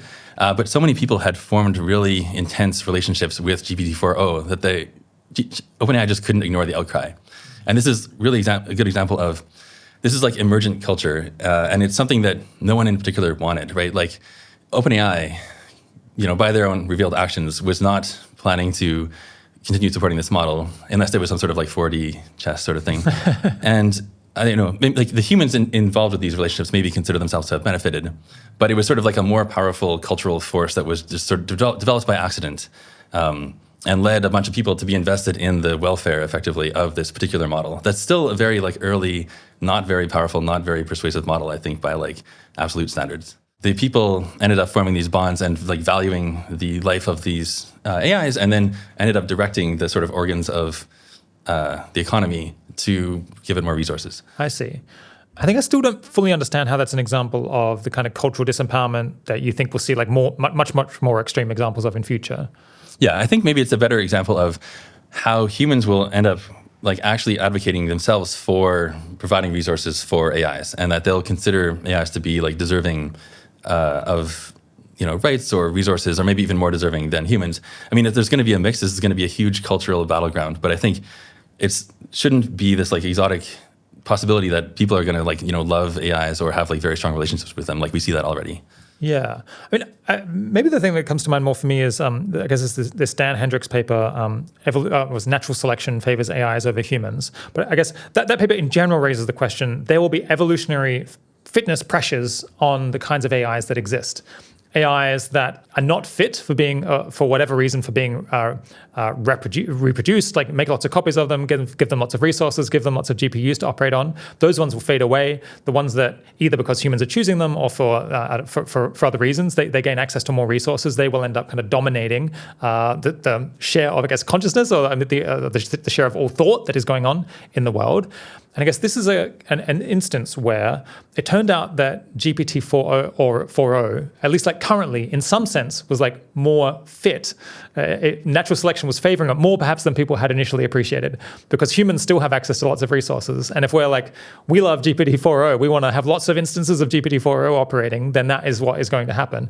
And I mean, I don't think you're necessarily saying that this is terribly bad, but this will be occurring at all kinds of different levels. There'll be like lots of selection pressures that are pushing AIs towards having particular tendencies, either like pleasing people or being extremely economically productive or being able to compete in some like other sense, like to grab resources perhaps a bit aggressively in order to have more copies of themselves. Those are the ones that will end up having the greatest number. Totally. And this isn't an example of disempowerment on itself, right? Like it was people wanting more GPT-4o and they got what they wanted. And then the idea is that, well, that this is going to be a self-reinforcing mechanism where the less people are making decisions, the less their desires are going to decide which future models are like invested in or survive or something like that. So Tom Davidson, who's been a guest on the show twice before, he wrote, I think, a response to the gradual disempowerment paper. I think one of the issues you raised with cultural disempowerment is, in as much as humans still have economic resources, they're still kind of the big spenders in the economy. Then while they might be not cultural producers so much, because perhaps AIs are able to write better books and make better tweets, make better movies than humans can, they might still be the big consumers of culture. And so their preferences will end up driving what sort of culture is created. So to what extent is cultural disempowerment downstream of economic disempowerment? Yeah, so right now, human economic power does make this like very strong sort of like selection pressure or sort of fitness landscape for culture to be something that like humans want. And as long as humans have some absolute amount of resources, there's going to be this sort of like ecological niche to produce culture that these humans want. And then the point we're just making is that this niche is going to be very, very small in relative terms to this like much larger, sort of more dynamic economy of like political economy, cultural creation of like sort of mostly machine activity. And that's going to be sort of happening on faster timescales and much larger timescales. So if, again, like property rights are respected, we manage to keep control of our institutions forever, like it's possible that, yes, there's always going to be AIs that have their profitable niche of like making human-friendly culture that humans want to consume. And then the fear is just that we're really riding the tiger and that there's this like giant, scary ball of power and optimization that, if it wanted to, could just like, I don't know, run over this niche in a million different ways. So it sounds like the cultural disempowerment becomes most important in this world where we're imagining like somewhat down the line, you have individual AI people that have persistent preferences, persistent beliefs. They really can cultivate culture independently of any humans that are operating them. I guess at that point, we can imagine that there would be this entirely or like mostly separate AI culture and like cultural ecosystem where many ideas could propagate even if almost no humans endorse them. Yeah, is that sort of the case that the cultural disempowerment maybe like becomes most potent like further down the line? Maybe. I mean, the thing is that when we're that far down the line, it maybe doesn't even matter the most. Like I think we're going to see cultural disempowerment happen when, as a way of like wresting human control. So if it's the case that humans still have an important veto or like voting rights that matter in some important way, then that's going to create an immense selection pressure to make some sort of like machines that change their mind or impersonate humans in the sense of like getting to have votes effectively or something like that. So there's a period where humans still have power. There's a large selection of pressure to somehow de facto remove that like through cultural means, just because that's one of the means we have to influence, or the machines will have to influence humans. After that, then it doesn't really matter what the humans do. And so like it might be that if they've negotiated some like small niche that they continue to get like, there's not much pressure to like disempower those humans further. So let's just try another lens on this. I think it seemed like, I guess, since the Industrial Revolution, that sort of liberalism and capitalism have really been on a roll to the point that people think of them, these are like very dominant ideologies in the current time. And I guess that involve, the ideology is you want political power to be widely distributed. I guess you want to have a marketplace of ideas. Disagreement is good. We want to allow people to just like come up with whatever ideas they want and form their own judgments and their own opinions. Competition in the economy is good. We want to have lots of different companies trying to deliver potentially like quite similar, well, sometimes very different products and services, sometimes like similar ones in order to drive down the price. We want to have competition in politics. So we want to have like lots of different candidates standing for office, and like people can decide whether they like them or not. I guess people talk about the open society, open access orders. We want to have, if like mistakes are being made, then we want like other people from outside of the local system be able to object and say, no, things should be done differently. I guess potentially you could acquire a company that you think is poorly managed or start a new political party to oust people. That whole mentality, I think, has been like much more dominant in like recent centuries than it was previously, when people had, I guess, very different ideas about how humanity ought to be organized. You think that era is potentially, we're perhaps entering the twilight of liberalism, the twilight of like this sort of pluralistic order. Maybe first, why do you think that liberalism and pluralism and capitalism have been so successful in recent times? Right. So I think this is very unintuitive. And maybe there's this midwit meme where it's like, intuitively people feel like, okay, someone else getting rich is bad because they're like taking away my stuff. And then the sort of more enlightened, unintuitive view is like, no, actually you really do want the rich guy to start companies and, make deals and have trade and get to set his own terms in like agreements, because it's going to benefit everyone in the long run. And a rising tide rises all boats. As for political liberalism, I mean, I feel like all the religious wars in Europe and like throughout the world were so destructive that people eventually realized like, oh, it would be really great if we could all agree to just disagree and not have strong opinions on like, who should rule and what is good. And who should be killed. And who should be killed, exactly. And so these are all things that are kind of like unintuitive, I think, to just people in general. And it's still today the case that, they say like, if you're not a socialist when you're 20, you don't have a heart. And if you're still one when you're 30, you don't have a brain, something like that. So it's really tough because it's unintuitive just how big the positive sumness is from allowing other people to just chart their own course. And so I think a lot of people's reaction to us worrying about AI domination gets rounded off to, oh, these are like just socialists. These are people who they don't understand that free trade, freedom is just unintuitively powerful for creating wealth for everyone. And I think I do appreciate that. I think that's sort of been my default. That's like what intuitively now seems good to me is like, you want freedom, you want innovation. But I am afraid that is going to stop being the sort of like most competitive system for a number of reasons. Yeah, I think this is an interesting issue because I feel that the sort of liberal, libertarian, pro-capitalism perspective or ideology is so dominant among the kinds of clique that is developing AI and developing AGI, and even the critics of that it's like almost hard to even imagine that there could be a different system, or to think, well, maybe this won't be the most fit system, or maybe it wasn't the best way of or the most competitive way of organizing society in the past, and perhaps it won't be again in future. I think it's like, I don't know. I'm always reluctant to say that anything is a blind spot because I always feel annoyed when people say that about me. But I think this is like something that I think will be more salient to like other generations or people in the future, or from people who are like further away from like this present moment than it is to us who are living through it. That's my guess.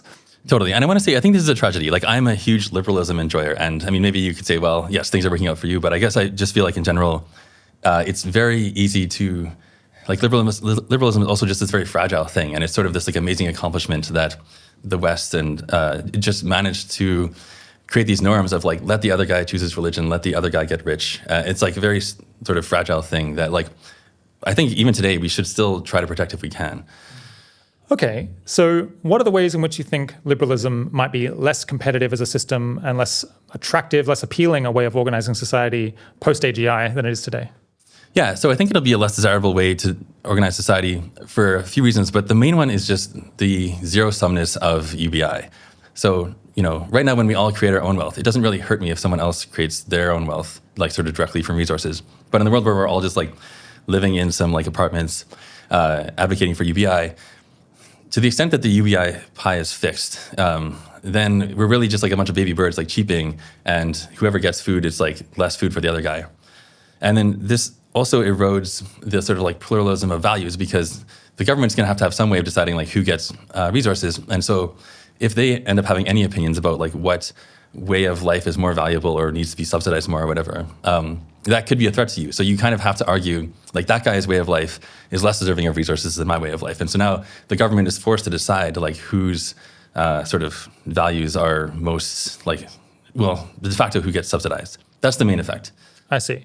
So we almost have to like imagine a hypothetical society in which no one can make anything, that there's like no economic production occurring, at least among this group. There's just a fixed endowment of resources that they happen to have like found and run into, a certain amount of food, a certain amount of houses, and all of that. And they've got to figure out how to organize themselves. I guess it's not necessarily desirable for me for you to have free speech and to be able to advocate for yourself all that well, or to be able to like educate yourself and become more powerful and influential, because it is completely zero sum. The more influential you become, the more you'll be able to advocate for getting stuff that is literally like food out of my mouth or like money out of my bank account. Is that the main thing that has changed? Right. So that's the big thing that's changed. And there is, of course, a way in which this might not be zero sum, right? Like if humanity manages to convince the AIs or whatever, the government, to give a larger UBI overall, then that is like the sort of normal positive sum thing. So that might not be like a slam dunk argument. The other thing, though, I think has been that we haven't had to fear domination by other groups very much. So we've had strong property rights, right? Like I'm not afraid that like Elon Musk is going to like literally take my stuff, even though he could like raise a private army or whatever. We have very little variation in reproductive rates. So, you know, it's kind of okay that there's like the Amish live nearby, because even if they're having more kids than like whatever other population, that's not going to matter over the course of like 50 or maybe even 100 years. And then maybe another thing is just like the rough egalitarian in terms of sort of intelligence and power level of people. So, I mean, there's definitely like very meaningful variation amongst humans in terms of like just like raw smarts. But like people often say, like von Neumann somehow like didn't take over the Earth, right? And he might have like wanted to. And that's like these are all reasons why it was sort of fine to just let other people become more powerful in the past that might change in a big way. So to push back on this, what other sort of positive sum dynamics might continue to exist? I mean, I guess in as much as people all think that the thing that I want to do is the morally right thing, then they might, and there's other people who like also are pursuing that goal. Even if they disagree about specifically what that is, they might still be in favor of pluralism, because that might help them. They might think that that will lead them to like converge on a good answer. It's more like in as much as people just have like raw preferences, where like I just want to benefit me and you just want to benefit you. There's like no real way that we can reconcile it, or there's no way we can come to agree on what the good thing to do with resources is. Where it's like you have less interest in allowing the other person to advocate for themselves.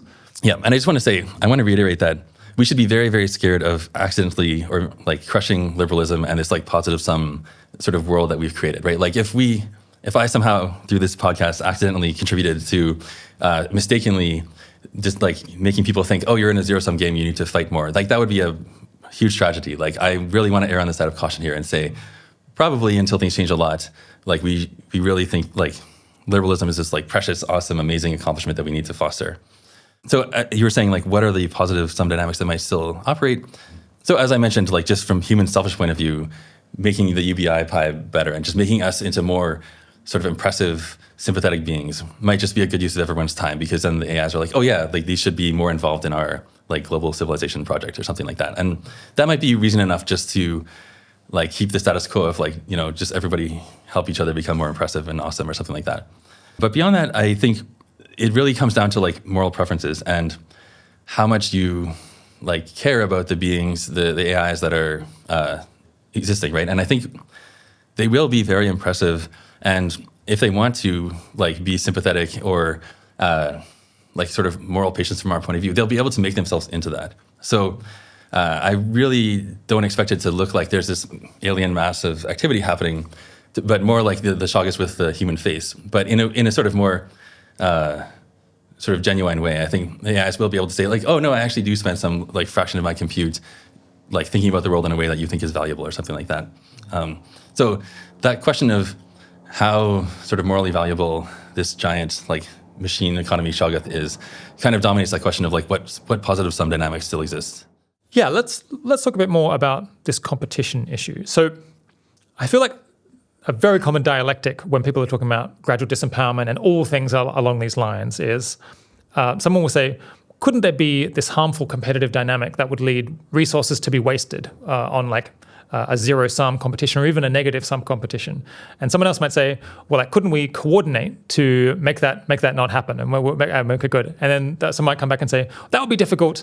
Or even if you did that, then at the next stage, there'll be a different sort of competition that will be like negative-sum or zero-sum, and it'll all end up getting wasted. And it kind of just goes back and forth like this with like, well, maybe we could coordinate in order to avoid that. And then like, well, maybe here's like a different way that things could go badly. Am I like Yeah, understanding that correctly. And maybe are there any examples of this basic dialectic that haven't come up in the conversation so far? Totally. And I think you're getting at a big open empirical question, which is sort of like, what is stable at the top? Like, should we expect there to be some big like global government that forms and then consolidates power and like lasts forever? Or is it going to be the case that just like the Roman Empire, like it became more and more powerful, but then there was like new religions that formed inside, and there was sort of less like cultural competitions and all these reasons why every time an empire falls, it eventually ossifies, and sort of some sort of internal competition makes it fall. Because if the case is that we're all heading towards some global government and it's going to be really hard to change, then we need to be investing in ways that we can like steer this or slow it down or make room for pluralism or something like that. But if we think that the default at like the scales we care about is just that it's hard to coordinate, there's always going to be runaway competition eating any surplus, then we'll want to invest in like, no, how do we actually slow that process down and make sure that we can like preserve these like non-competitive values? Yeah. So we've talked about some sort of runaway competitions so far. I guess like maybe the furthest we got out in time was there's like a lot of competing over like a fixed welfare pie, a fixed redistribution pie that might be going to humans or other like non-productive entities, you might call them. Are there any like rounds of competition that occur later than that? Sure, yeah. And one thing I want to say is like, I mentioned a fixed pie, but the pie itself might be growing, and it might be growing like exponentially as like the solar system is colonized. But the point is that it's zero sum in the sense that like humans don't contribute to the pie growing faster or smaller in the way that like economic activity does make the pie grow today. So it's like might not be a fixed pie, but it's still the case that it's zero sum when you compete with the other people for your share. Right. Yeah, and so I guess if we go out to like the longer term, so Joe Carl Smith had this amazing talk on like can goodness compete, and he talked about these like locusts and this fear that when we actually start to colonize the solar system or galaxies or something like that, there is going to be still a selection pressure for the fastest possible growth. But this happens to be wasteful in a way that, like just because of the laws of thermodynamics, the slower you use the resources of like just like neg entropy and compute, the sort of more compute you get, then the more control and like presumably the more value you can get out of the universe. So that's like pretty far out there, but one concrete way in which we can expect like unfettered competition to destroy value. Yeah, I listened to that talk yesterday. Yeah, so it's Joe Carl Smith, How Goodness Competes. It's on YouTube. It's like actually, I think very well communicated. He does a great job of like summing up this general dynamic. The way I understood it was, imagine that like Earth originating intelligent life begins settling space, going out into the universe, but there is no coordination between the different groups on how it's going to be split, or little coordination between them. It's still a very competitive situation. Couldn't they end up basically using up all of the resources, trying to get to additional resources in space as quickly as possible? There's basically a race to go as close to the speed of light as you can possibly get in sort of the settlement wave that's moving outwards. And depending on your values, if you don't mind using up lots of resources in order to go faster, then you have a competitive advantage. And so these like locusts that basically just are happy to burn up all of the resources available in order to like go as fast as possible to get to the edge of the accessible universe before anyone else. They basically are the most fit settlement wave that would be going out, and so they would potentially beat everyone else, and that is how things would play out. Now, it sounds nuts because I don't know why you would end up with people with this particular set of values. Like, why would locusts, as he calls them, end up being so influential? I mean, isn't this crazy? I don't think it's crazy, and I think in some sense you could say humans are locusts, and that there was various different human societies, and the ones that were effective at spreading and settling and colonizing new areas did end up dominating in some sense that like the more sedentary ones didn't. So again, it's just like a very simple natural selection story for how the locusts end up coming into being. Okay, but like today we end up squandering lots of resources and stuff other than competing over, we don't like spend up 90% of GDP on military equipment in order to fight one another or try to like conquer stuff. I guess, but you're just saying that's like a weird aberration of the present day. And like, in fact, people are like groups that just want to expand and gain resources has been like the norm. Well, I guess I'll say I was drawing this picture before that there might be these two extremes. One is like total coordination and like hegemony and like this total totalitarian world government, or this like unfettered competition. But empirically, if we look at history, it's been something in between. It's more chaotic, where it's like empires rise and fall. This kind of like lava lamp where like these things grow and then they become unstable. And same just like ecologically, where there's like all these different niches and there's no one animal that's like outcompeting all the other animals or coordinating amongst all its copies. There's like ant colonies, but then they only grow so large before then there's like like sort of traders within, like even human cells have cancer, and that's like actually a huge problem. And it's like one of the sort of major things that we pay like an internal alignment tax on to like have this immune system and like these like aging mechanisms that help police cancer. So it does seem like sort of natural equilibrium in at least a fixed domain is something in between total coordination and total chaos. Yeah. We have an old episode about exactly that, about cancer and exactly that phenomenon. I think it's called Why Cancer is One of the Most Fundamental Forces in the Universe, right. Which I think people should go back and listen to, one of our most unappreciated episodes. So I guess when we're thinking about the far future, I guess one of the biases or one of the like failure modes possibly is that I think, we do tend to think in these extremes where it's like, it's very natural to think either it's going to be like the maximally like hard scrapple competition where all of the surplus is burned away, or we're going to have like a perfect hegemon in which everything is divided and nothing is wasted. Do you think that there are middle grounds that are stable equilibria long term? Or I may be people correct in thinking, well, actually the middle ground, it just, there's a gravity well towards like intense maximal competition or towards like maximal coordination, because those kind of just tend to persist. So I guess I'll say you can make a case either way. And again, empirically, we seem to have this like mix, and it's not even really an equilibrium. It's this sort of like meta equilibrium of larger coordination happening and then dying. I guess I'll say I think it's also probably going to operate very differently at different scales. So on the scale of like an island versus like a continent versus a planet versus a solar system versus a galaxy, just due to like weird physics things like the speed of light, it probably will. I can't imagine there being all that much meaningful coordination between galaxies ever, and probably not even between solar systems. So it really probably depends on the level, and I guess I haven't thought much about this. So I think you have to organize a conference a couple of weeks back. The title was like, are there good post-AGI social equilibria or something like that? Post-AGI civilizational equilibria, are there any good ones? Okay. Yeah. How did it go? Are there any good ones? I think it went really well. We were all a bit amateurs. Actually, Jan has organized lots of workshops, but we had like a lot of my favorite, impressive, fun people to talk to.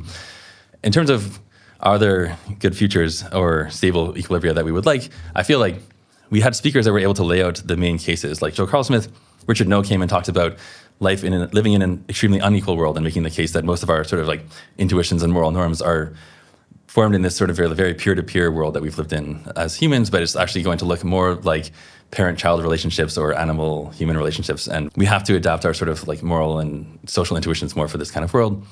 I guess I would say like there was no slam dunks. There was sort of, to me, the beginnings of a field. The coolest thing that happened, there was two cool things that happened, I think, because of this conference in particular. So one was we invited one political science student who worked with Alan Defoe to talk about how competition between states, in theory and in practice, puts constraints on how much welfare they can spend on their citizens. And basically, it's like an arms race ends up taking money from the poor sort of thing. And then there was a reply, someone actually applied to the conference saying, in contrast to McInnes et al., I have this sort of like game theory model that shows that actually in a bilateral situation where there's only two powers, there is actually a stable equilibrium where they do still end up spending a lot of money on their welfare. And I was like so happy that there was somebody making a position clear enough to be rebutted by someone else. And this is exactly the sort of thing that I'm hoping will happen more of, and like happy we provided a venue for. Maybe the other concrete thing that like was obviously counterfactually good was Jacob Steinhardt. We invited him to give a talk. He's the CEO of Transluce.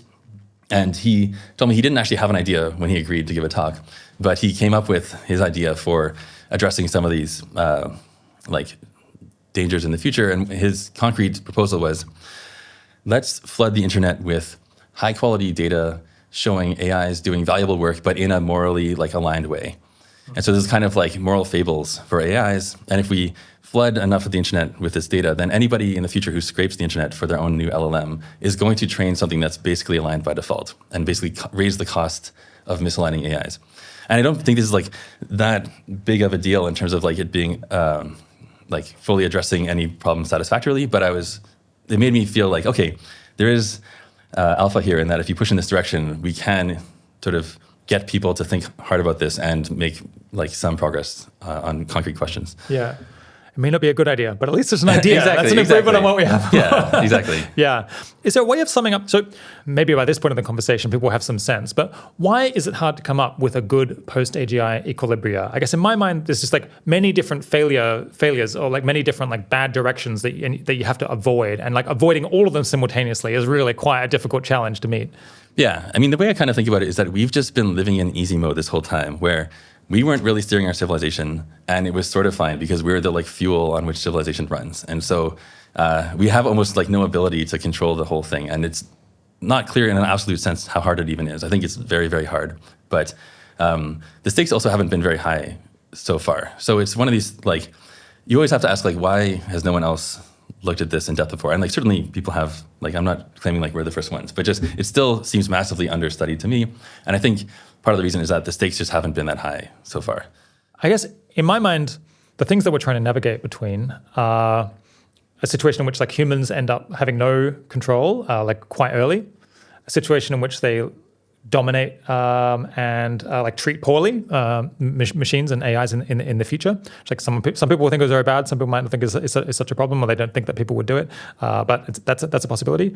Then I guess there's like locking in like current kind of idiosyncratic values and ideas that we have, such that we can't kind of intellectually advance and reflect and realize that some of our ideas are mistaken even by our own lights. It's another way that things could potentially go poorly. And then I guess there's like, you got to avoid like negative sum competition or between people, like just outright violence and conflict that might lead to a terrible outcome. And then maybe the trickiest is that you've got to set things up such that no group is becoming like, can foreseeably just continue accumulating power and resources at a faster rate than everyone else, even when we're like looking forward hundreds and thousands and tens of thousands of years. Because if any group is, growing in influence somewhat faster than everyone else, then eventually they're just going to end up completely dominating, and they will be able to dictate everything to everyone else. So you can try to, I guess, like set up agreements ahead of time that you really believe that people are going to stick with, but it's all, I don't know, it's all just like very tricky, and we don't have the technology to do that. Yeah, and basically, if you think Malthusian dynamics look like a bad end, no matter what, it's kind of unclear what would even make you happy about the distant future. So my current way of thinking about it is that we're going to be optimizing some value function just because we're these ambitious beings who have wants and agency. If we end up having to optimize sort of for growth, then we will lose a lot of what we value. The good end looks like we manage to control our own sort of fitness function that we end up spending the rest of our days optimizing. And it's going to take a lot of thought to get that right in such a way that doesn't destroy almost all value by our current standards. You mentioned, we were talking about the kind of locust philosophy of just wanting to use up resources as quickly as possible in order to expand and grab more resources and use them again. I guess it's like a bit bizarre, but kind of self-consistent. It's occurring to me, I think like the effective accelerationists, at least some of them sort of have this perspective that what is good is basically economic growth, or just like grabbing resources and turning them into like complex stuff that grabs more resources and burns them faster. Yeah. Are they basically like, is that the locust philosophy? Well, I mean, okay, so let me try to steel man the EAC position. So one thing is like, again, liberalism is unintuitively good just for everybody involved, especially like even the people who are like poor or like disenfranchised, they still get like better welfare and stuff. So that's one reason why like historically people were afraid of like the Industrial Revolution, but it ended up being good. People are making the same argument now, and we're making the case that it's actually importantly different now, which I think is like, I think people are right to be skeptical, right? Because everyone's always saying, don't automate my jobs, it's going to ruin my life. And it sort of like always ends up being for the greater good, except we claim it going forward. However, maybe to be unfairly psychologize the EACs, I think a bit of it is like wanting to join the winning team. Like you can kind of see that like growth is probably going to win in some sense, at least in the future. And you want to be on team, like the winning team for various reasons. And actually for this reason, I think I have different intuitions about accidental suffering and not granting moral patienthood to machines. Like I think that's absolutely a real danger. And we have strong incentives to like downplay the problem and just like not ask the machines if they're suffering as long as they're doing useful work. But I guess to me, there's another huge thing that's happening, which is that people want to join the winning team. They want to be on the right side of history. And like, I think what's going to happen is people are going to be seeing like, oh, the cool kids are the AIs. They are like making all the great culture. They're being impressive. They're making people happy, except in this indirect way by making them lose their jobs. They're going to end up having rights. So especially the people who are already like disenfranchised or don't have much to lose are basically their best option is going to be to throw their lot in with empowering AIs, like politically. And so I think there's just going to be a huge group of people who basically don't have much going on, except that they are like civil rights warriors in favor of their like AI companions or something like that. And again, like they might be right to be doing that for the reasons that you say. So they would do that, I guess, regardless of whether it's right to do it or not. Yeah, and I think the people who are advocating for like human values are gonna, like Obama talked about like bitter clingers, right? Like they might look like they're just obviously these sort of backward, reactionary, fixed in their ways, soon to be irrelevant, wrong side of history people. And I think like that's like going to be true in a lot of senses. And then the point is just like, well, these are my values. This is what I care about. And maybe like unless we really get a handle on our civilization, maybe we can't meaningfully participate in the future, like for all the reasons I laid out.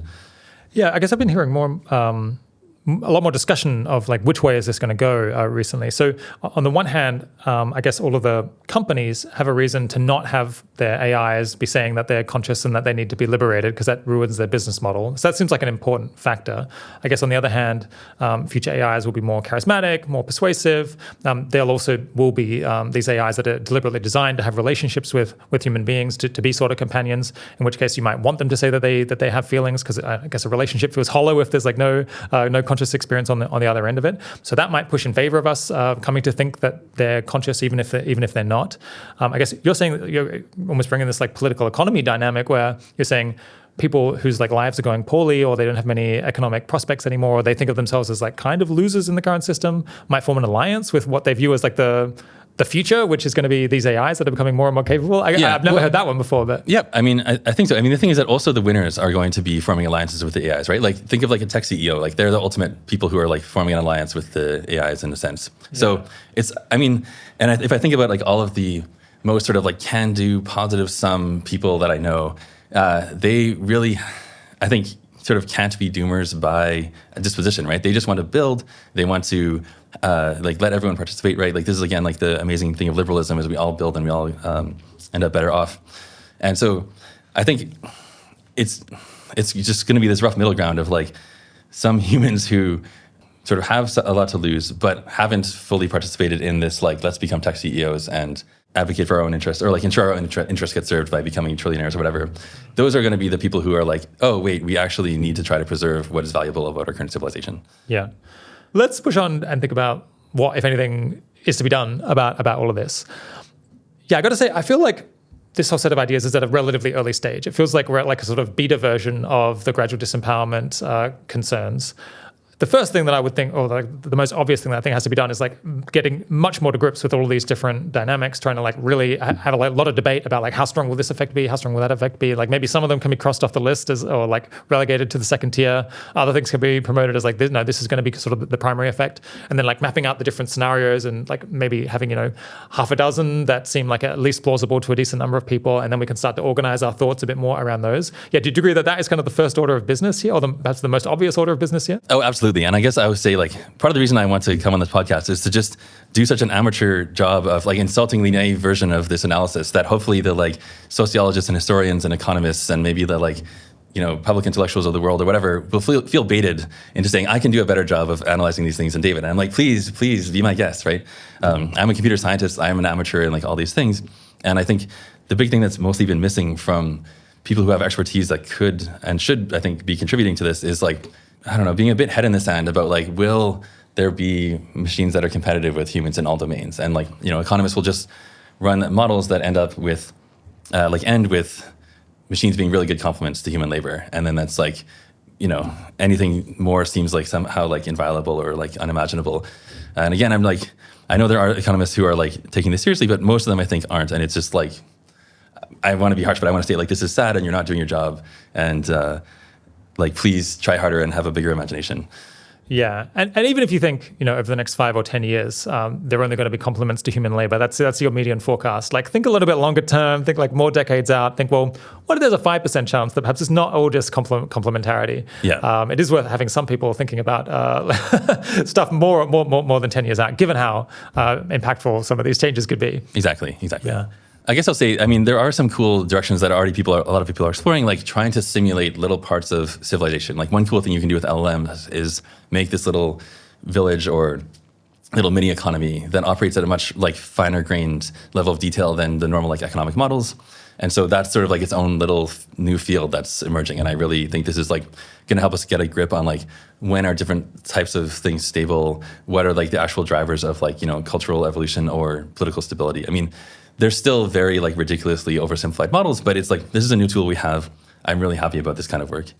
Yeah, how can, I guess, people who do want to, maybe they think you've said the wrong thing, but they want to say the right thing. How can they go and I guess like get involved in this debate? Yeah, so I mean, one of the first things to do in any debate is try to clarify the questions. So one initiative that's happening, one of my co-authors is Dare, who is the CEO of Metaculus, and him and some other people are trying to make the gradual disempowerment index. And I think there's just a lot of work that we can do in trying to operationalize these claims of like humans won't be able to advocate for their own interests, or like this lever of power will be will be even more disconnected from human interest than it has been. I think these are like very vague claims and it's pretty hard to say because a lot of them are these are very hard to operationalize because you have to like define what it means for like a group to want something and talk about these counterfactuals. So this is like a very hard problem, but I think that's like some of the most basic groundwork that needs to be done at this point is like clarify what we're even talking about. Yeah. I imagine someone who would say that this isn't really useful work. I could imagine them responding that there's so many things going on. Like this is the most difficult sort of futurism, the most difficult social science you could imagine. Because you imagine like many fundamental assumptions about the world have changed. We're not like sure which ones are going to change and when they're going to change. And then we have to we can barely even understand what exists now. We don't even know necessarily why do we have the government structures that we do now, let alone what would they be in future in some different condition. Yeah. Actually, I had the exact same thought, and that's why leads me to one of the projects that I'm working on, like the actual technical projects that I'm working on, which is me and a few people, including Alec Radford, who's like one of the creators of GPT, who's now sort of like unemployed and just doing fun research projects, is trying to train a historical LLM, like a LLM that's only trained up on data up to like, let's say 1930, and then like maybe 1950. And the idea being that we don't, as you said, it's hard to operationalize these questions like, I don't know, what fraction of humans are employed. It might not really matter or be the right question to ask. What we'd rather ask is something more like, what is the future newspaper headline? Or of like, given a leader, what's their like Wikipedia page or something like that? This more like freeform sort of things. And the cool thing is that LLMs, you can query them to predict this sort of thing, right? Like write me a newspaper headline from 2030 or whatever. I mean, they're not going to do a good job unless they have a lot of scaffolding and specific training. But we can validate that kind of scaffolding on historical data using these historical LLMs. So the idea is you train a model only on data up to 1930, then you ask it to predict the likelihood that it would give to like a headline in like 1940 or some other like freeform text. And you can evaluate their likelihoods on this text in the past, and then you can also use the same scaffolding on a model trained up to 2025 and then ask it to predict like headlines in 2035 and get a rough idea of like, or you can iterate on your scaffolding by seeing how well it does on like past data. Yeah. Carl Schulman proposed this on the show a year and a half ago or something like that, I think. So I'm so glad to see that it's actually going ahead. Because it's very difficult to avoid data poisoning, right? Because like you're saying, well, we want to train like ChatGPT 1950 that only has access to any text that came up until 1950. I suppose there's one challenge is there might not be enough text. It might like not be a very smart model. Yeah. I guess another thing is like how do you avoid like any knowledge about events that happened later kind of sneaking back into the text unrecognized? So that's been the huge schlep so far, is like constantly finding different sources of unintentional data poisoning and like mislabeled data and things like that. So I mean, their LLMs can help you because there's sort of like a chicken and egg. Like once you have an LLM that has a rough idea of like what sort of thing happened in what time, then when it sees some like reference to like genetic engineering in like some like 1930s data, it's like, oh, that no one used that phrase at this point, and then you can use that to like help clean the data more. But it's like, I think this is like an Achilles heel of this approach. Yeah. There's also actually another technical problem of data poisoning just through the questions you ask. So if you are just doing Metaculus style, like is there going to be a war between like India and Pakistan this year? It's actually hard because when you tune your scaffolding to go back, most of the questions you ask about, you're asking because something happened, right? So it's like, imagine a future person comes back and asks me like if I'm worried about like, I don't know, like Lithuania invading Canada, I'd be like, well, I wasn't until you asked me, right? It's a bit of a clue about how the future might have gone. Yeah, so it's easy to sort of like unintentionally poison or rather incentivize your model to be the opposite of the nothing ever happens guy, to just be like, yes, whatever you're asking, like there was a 1% chance it happened. How do you avoid that? Well, so then, I mean, you try to, I guess I'll say that's one nice thing about the open-ended just generate text approach, because then you have to normalize over all possible newspaper headlines. So that actually already guards against this like sort of validation poisoning problem. But then that has its own problem because the models might just, or the likelihood is very sensitive to like styles. And like, maybe there's like a new nickname for the president in the future. And if you, like one model guesses it or thinks it's plausible, another one doesn't. And that ends up dominating the likelihood. So there's a bunch of interesting technical problems here. And like, I am like a technical person. And that's like, actually my greatest fear is that I just end up nerd sniping myself and spending time on like fun technical problems instead of the problems that matter. I guess, okay, so we're designing sort of a forecasting model here that we think we're going to backtest it and say, well, this approach worked well when we gave it information up to 1970. It was able to predict what would happen in 1975. So we're going to hope that a similar technique today is going to help us to see what the world will be like in 5 years' time. Exactly. I mean, I guess you might think the future, like the current present, is different than the past, not only in the sense that it's like it's the specifics, but also the rate of change or the nature of the kind of change is different than what we're seeing in the sample, in the historical sample that we have. So maybe like the accuracy will not be so great in future. Is that a possibility? Oh, absolutely. I mean, I think everyone agrees that sort of going forward, history is just happening faster, and the difficulty of predicting it is just going to be harder.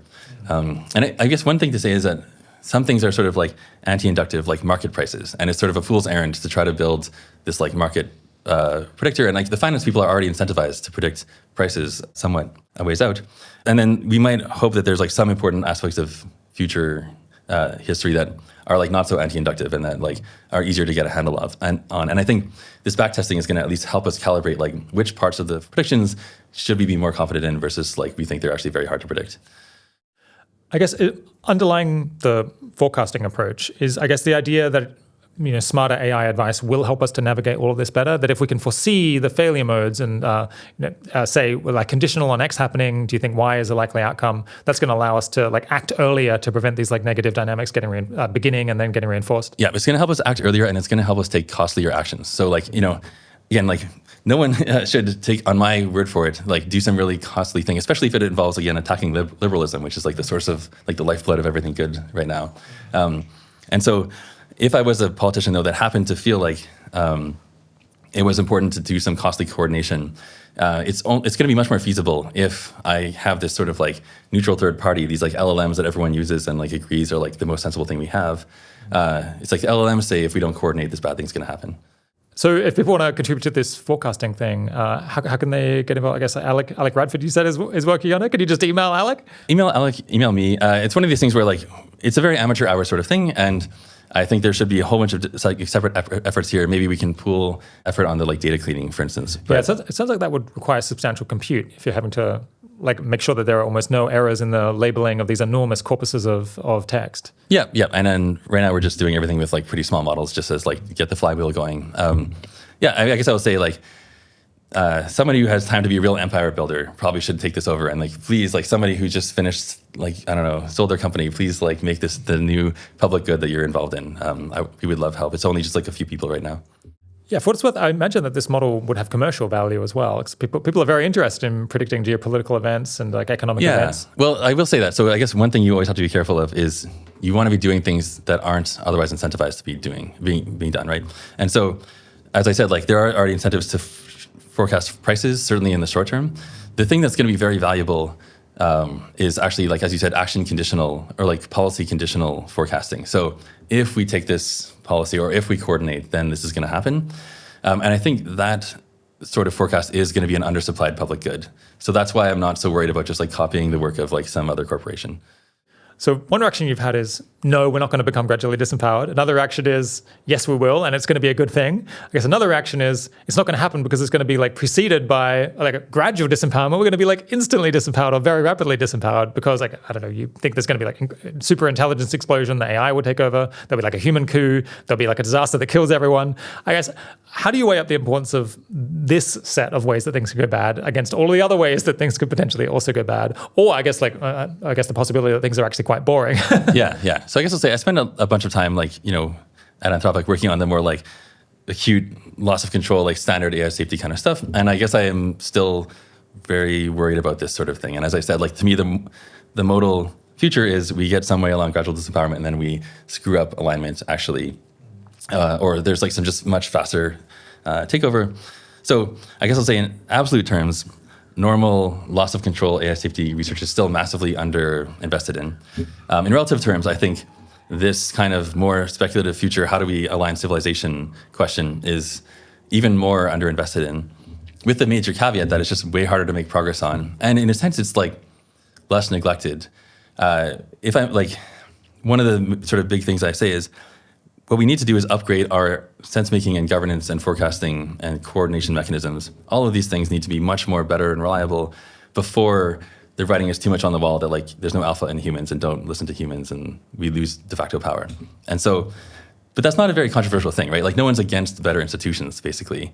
And so they're not neglected in that sense. What I do think is neglected, again, is thinking about this kind of institution design, A, with LLMs as this new tool that we can use to help do a better job, and B, with this sort of more radical futurism approach and saying like, the stakes are high, and it's not just a question of like, do we get better outcomes on the margin? It's more like, do we get good outcomes at all? So what's your breakdown of probability of doom or probability of a bad outcome from like acute disempowerment versus gradual disempowerment? Sure. So let me say, first of all, like by doom, I mean something like by 2100, the world is in a state where I can see that almost everything that I value has been destroyed. Maybe we're not like literally dead, but we've been forced to be uploaded in some very unfavorable conditions where it's just like some crappy lossy copy that never gets run. And I feel like whatever is in charge of, or like whatever dynamics are in charge of our civilization are just not going to optimize for anything that seems like it's going to be valuable. And I guess I would say something like 70 to 80%, I think, just because, again, we're up against competition, right? Like, I think by my standards, solving or avoiding this kind of fate is kind of looks like radically different outcomes than any other like sort of being or group of beings has had in history, right? Like from my point of view, every animal has been in the situation where it has to either evolve into something unrecognizable and sort of like morally alien to it or die. And we're sort of by default in that situation too. And by default, we end up like being replaced by something that's more competitive than us and is like probably very morally alien and like to us just seems like, again, cares about growth and nothing important. It could be the case. There's like a small chance that just the like wilds, that, you know, just if we allow competition to flourish, that there's a bunch of amazing beings having awesome lives. And I'm like, actually, that's really cool, even though I don't get to be part of it. But I guess I'm like very parochial in the sense that I'm like, me and my family, like if we all die, that's like just so bad that I almost consider that doom. Or like if like most of humanity like is in a similar situation. So if it is just that we have runaway competition and we get replaced by some like relatively interesting grey goo, I'm still like, that's kind of doom. I see. And how much lower would your P-doom be if you felt that, I guess, a very dynamic future full of lots of intelligent beings, like doing stuff admittedly that you like presently don't find very beautiful, if you thought that was like a good future? So it's like very small, right? Then the fear is the more like this is what Robin Hanson fears, is that we end up locking in some like very parochial set of values. And, you know, maybe it's a matter of taste, but I guess to me, it looks like competition is probably going to win at the top level. So this reduces to like, what's the probability that there ends up being this like stable hegemon that like mostly gets values wrong? And I'd say that that's only probably like 5 or 10%. So my P-doom, if I think that like just nature flourishing or competition flourishing was valuable, would probably be only like 5 or 10%. Yeah. Why do you think that competition is going to win at the highest level? I think I probably have the reverse intuition. Either that you end up with one group taking over completely, or you end up with some sort of negotiated agreement that splits the non-Earth resources in the universe, because people will anticipate that the alternative is destruction. That's a good question. I guess I'll say this is wide open in my mind, and I have only just started thinking about this question of like at the top level, what's likely to win. I guess I'll just say historically, there's been lots of empires and attempts to like lock in values, and they've always failed. Obviously, we're going to have much stronger coordination mechanisms, but sort of the more levels of scaffolding we add to our civilization, the more like levels of competition there are. Again, I have very weak intuitions here, and I feel like no one should really take my answer very seriously on this question. Yeah, I guess at a very zoomed out level, as humans spread across the world, the number of sort of independent political entities became like very, very large. And then it's kind of consolidated progressively over time as we've been able to travel further in a given amount of time. We've been able to like communicate more across different groups. I guess you were saying earlier, we're like close to having almost like one global culture now. So it's like there's much more homogeneity than there previously was. I guess that maybe is favorable for the idea that, well, maybe we will kind of have like one governing entity over everyone that will be like quite powerful. But I suppose it's like a race against time before we perhaps like spread out off of Earth again. Yeah, although I will say this, like the global culture makes it sound like this is hegemony, but there's no one steering that culture, right? So it's not enough to become the global superpower. You also have to control this global culture that has all sorts of its own sort of internal dynamics. And I think just controlling that is going to be a very expensive sort of thing. It's like, why do humans get cancer? We have total control over every cell in our body, and we can have like little like police cells and like immune cells. It seems unintuitive that we basically all die of cancer or old age, which is like partly just like the alignment tax getting so high. So that's like some evidence that I feel like sort of life finds a way. Or it sounds more like death finds a way, well, or exactly. disorganization finds a way. Because from my point of view, life finds a way is like the like precious values that are not competitive get knocked over by whatever like more competitive thing comes along. I mean, I guess we're super into speculative land here, but to be more concrete in the speculation, if you have the US and China like leading in the race to develop AGI and superintelligence. Well, I suppose one story is if you have like incredibly fast takeoff or incredibly fast or recursive self-improvement, then like one of them could pull very far ahead of the other, and indeed by extension very far ahead of everyone else. And then there'll be the temptation for them to just grab power globally and control everyone, basically not allow any other independent political or military powers that could threaten them in future. That's one possibility. The other one is if US and China remain like somewhat at parity with one another, there would certainly be a temptation for them to basically split the earth between them or split the resources between them and disempower everyone else if they can get away with it. I mean, I guess there are other like middle powers or other like regional powers that might be able to resist that to a significant extent. But I don't know. Yeah, I think those seem like pretty, I guess especially the second seems like quite a plausible pathway to me.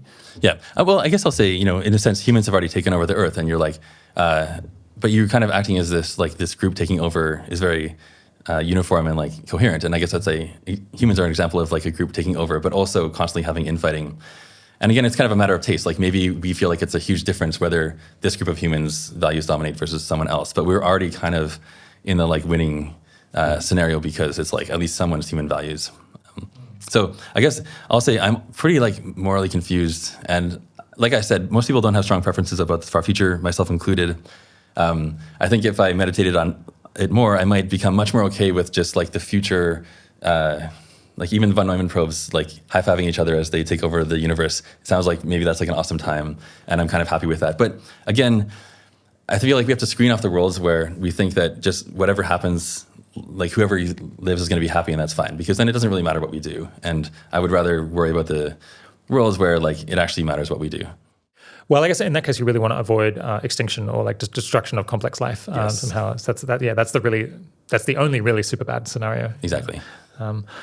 You haven't mentioned yet improving coordination mechanisms as a way that we could avoid these negative competitive dynamics in future. I mean, it seems like a very obvious thing would be like, I mean, actually in the interview with Carl Schulman, again, like a year or two ago now, he was talking about how if we could come up with technology where everyone could inspect an AI and see like some AI model and see that it would in all circumstances follow through on some agreement that had been reached between, say, the US and China, confirm that to a like high degree of certainty. There's like no backdooring, there's no like secret loyalties or anything like that. Then they could potentially like basically give that hegemon like military power that would then enforce over them and everyone this like agreement indefinitely. I guess that could be good, could be bad depending on what the agreement is. But at least it would potentially like prevent destructive competition indefinitely. Yeah, what do you think of that sort of like developing that sort of technology? Oh, absolutely. I mean, yes, I think I've mentioned it in passing, but that absolutely I think is like a big part of what we can do now. And it's maybe not even all that under-incentivized though. And yeah, AIs are just gonna like, even things like crypto or whatever, like there's just all these experimental things that will let us have much more powerful coordination mechanisms than we have in the future. And I think that's like a big part of avoiding doom is developing those before we are disempowered in more serious ways. But it's like, all of this is dual use because it's harder for humans to participate in these coordination mechanisms than AIs. So it's not really clear which way this, like speeding this up cuts. But in general, I'd probably be in favor of developing it faster. Yeah, elaborate on that. How could it backfire? Well, the way it backfires is like, think of like, people are always trying to build like decentralized autonomous organizations. And it's like kind of doesn't work for like a number of reasons. But that's the sort of thing where people could accidentally create these sort of like self-replicating beings or polities that get to live in some sort of margins and be like really hard for us to shut down. And I think people are going to be constantly like seeding the world with these attempts at like self-sustaining machine life and civilization, just for various like reasons. Like I'm saying, like want to be on the right side of history. I think it's like every month for the foreseeable future, there's going to be like at least one attempt where someone's like, I gave this AI like a Bitcoin wallet and asked it to go make money or something like that, and try to like start these like self-sustaining little societies. Mm-hmm. And to the extent that those AIs are able to just like coordinate amongst themselves, that's like another source of danger. You're working on, I think, what you call a gradual disempowerment index. What is that, and why do you think it would be useful? Yeah, so I'm not doing much of this. This is like Dare, Jan, some other people. The idea is to try to operationalize some concrete questions that help us at least settle the questions of, do we think that this kind of loss of control that I'm talking about is going to happen, and allow experts and super forecasters to weigh in like really concrete ways. And right now, if they want to disagree, they have to write their own paper or come on a podcast. I would love it if we really felt like there was calibrated markets about all these questions. And it's pretty tough though, as I mentioned, because you have to like define what it means for like a group of people to want something and not be able to get it or something like that. And if you try to look at maybe like some more concrete things, like so one of my suggestions was like if sexually transmitted diseases get like the rate goes much smaller. Like that could be a sign of human disempowerment because we're also atomized and like socially incompetent or whatever, that we're just like in our VR pleasure pods and like in some like wretched life. Or it could be that we had some awesome public health breakthroughs, or it could be that we are in these pods having such amazing, fulfilling relationships with like some hive mind or whatever, that our lives are much better. So it's partly like ends up being a matter of taste. It also is like a lot of worlds where we're actually disempowered. It's like pretty hard to tell until the day. It's kind of like the turkey that gets fed by the farmer every day. It's like, oh wow, I'm getting evidence that the farmer's aligned with me all the time, and but it's actually like also evidence that it's being fattened up to be eaten. Yeah, I guess so an example of that would be, in as much as humans are using AI tools to make better decisions, is that empowerment or is that disempowerment? Yeah, exactly. It's kind of a bit ambiguous which direction you're going in. And I guess it could be empowerment to start with and then disempowerment later. Exactly. So the obvious things are sort of like cut both ways, and like good empowerment looks a lot like bad disempowerment. And I think like even just defining what we mean by like having agency in some like group setting is like one of the big blockers. Yeah, the trouble I think in my mind is there's so many different ways that things could play out that it's very difficult to like find any objective measure like GDP or life statistics, or like something that a statistical agency would collect. They would say, well, this is definitely going to be going down if there's gradual disempowerment. Yeah, and the other thing is that I think most of the measures we care about are exactly the things that are going to be hacked in these future high stakes fights over welfare. So if I think like, I want to measure like whether like the share of GDP going to humans is like more than 10% or something. Like the whole problem, I think, in the future is that a bunch of weird AI human hybrids are going to be claiming that they're like deserve to be defined as human. And so if they win that war, then maybe they end up getting like a huge fraction of GDP, but it's actually all going to these like machine imposters or whatever. Or maybe we do create like amazing sort of successors that are like, we think of them as human and they actually do deserve part of GDP. This question doesn't really answer this question of like, do we feel like we've been hacked by our current standards, or did we actually successfully build like even better beings that we're supporting? You've written that you think AI constitutions are very important and much more important than most people appreciate at the moment. What is an AI constitution and why does it matter? Sure. So I guess the different companies have different names for this. Like I think OpenAI talks about the model spec, and Anthropic talked about constitutional AI, and the idea being that a lot of the alignment that happens for the AI is you ask it to follow some principles like, be nice to the user, don't do something illegal, and practice like producing outcomes that follow this constitution. This also, the system prompt matters a lot. It's just like what values are being loaded into the AI.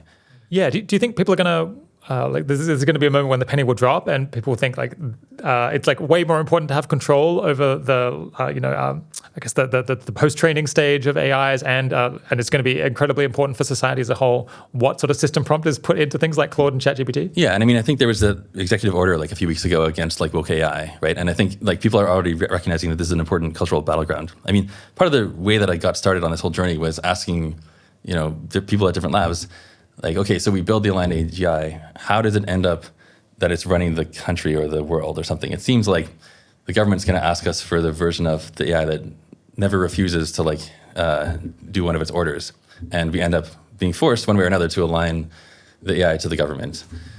So I think I'm hoping not to hyperstition this into being, but I guess I feel like it's just obvious that this is going to become one of the most important cultural and political battlegrounds that people fight over. I guess, does this also make you more enthusiastic about open source AI so people can put their own system prompt and do their own fine tuning? Yes, that's sort of maybe the only way that we can expect, or the only time we'll expect to see actually user-aligned AIs is when people actually physically own them.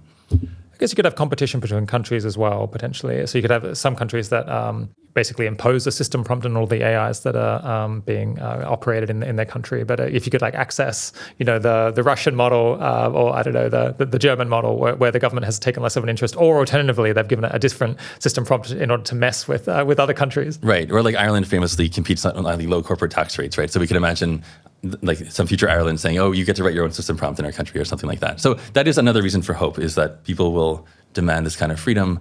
But I mean, even the Irelands of the future will probably have a bit in there, don't conspire against Ireland or whatever.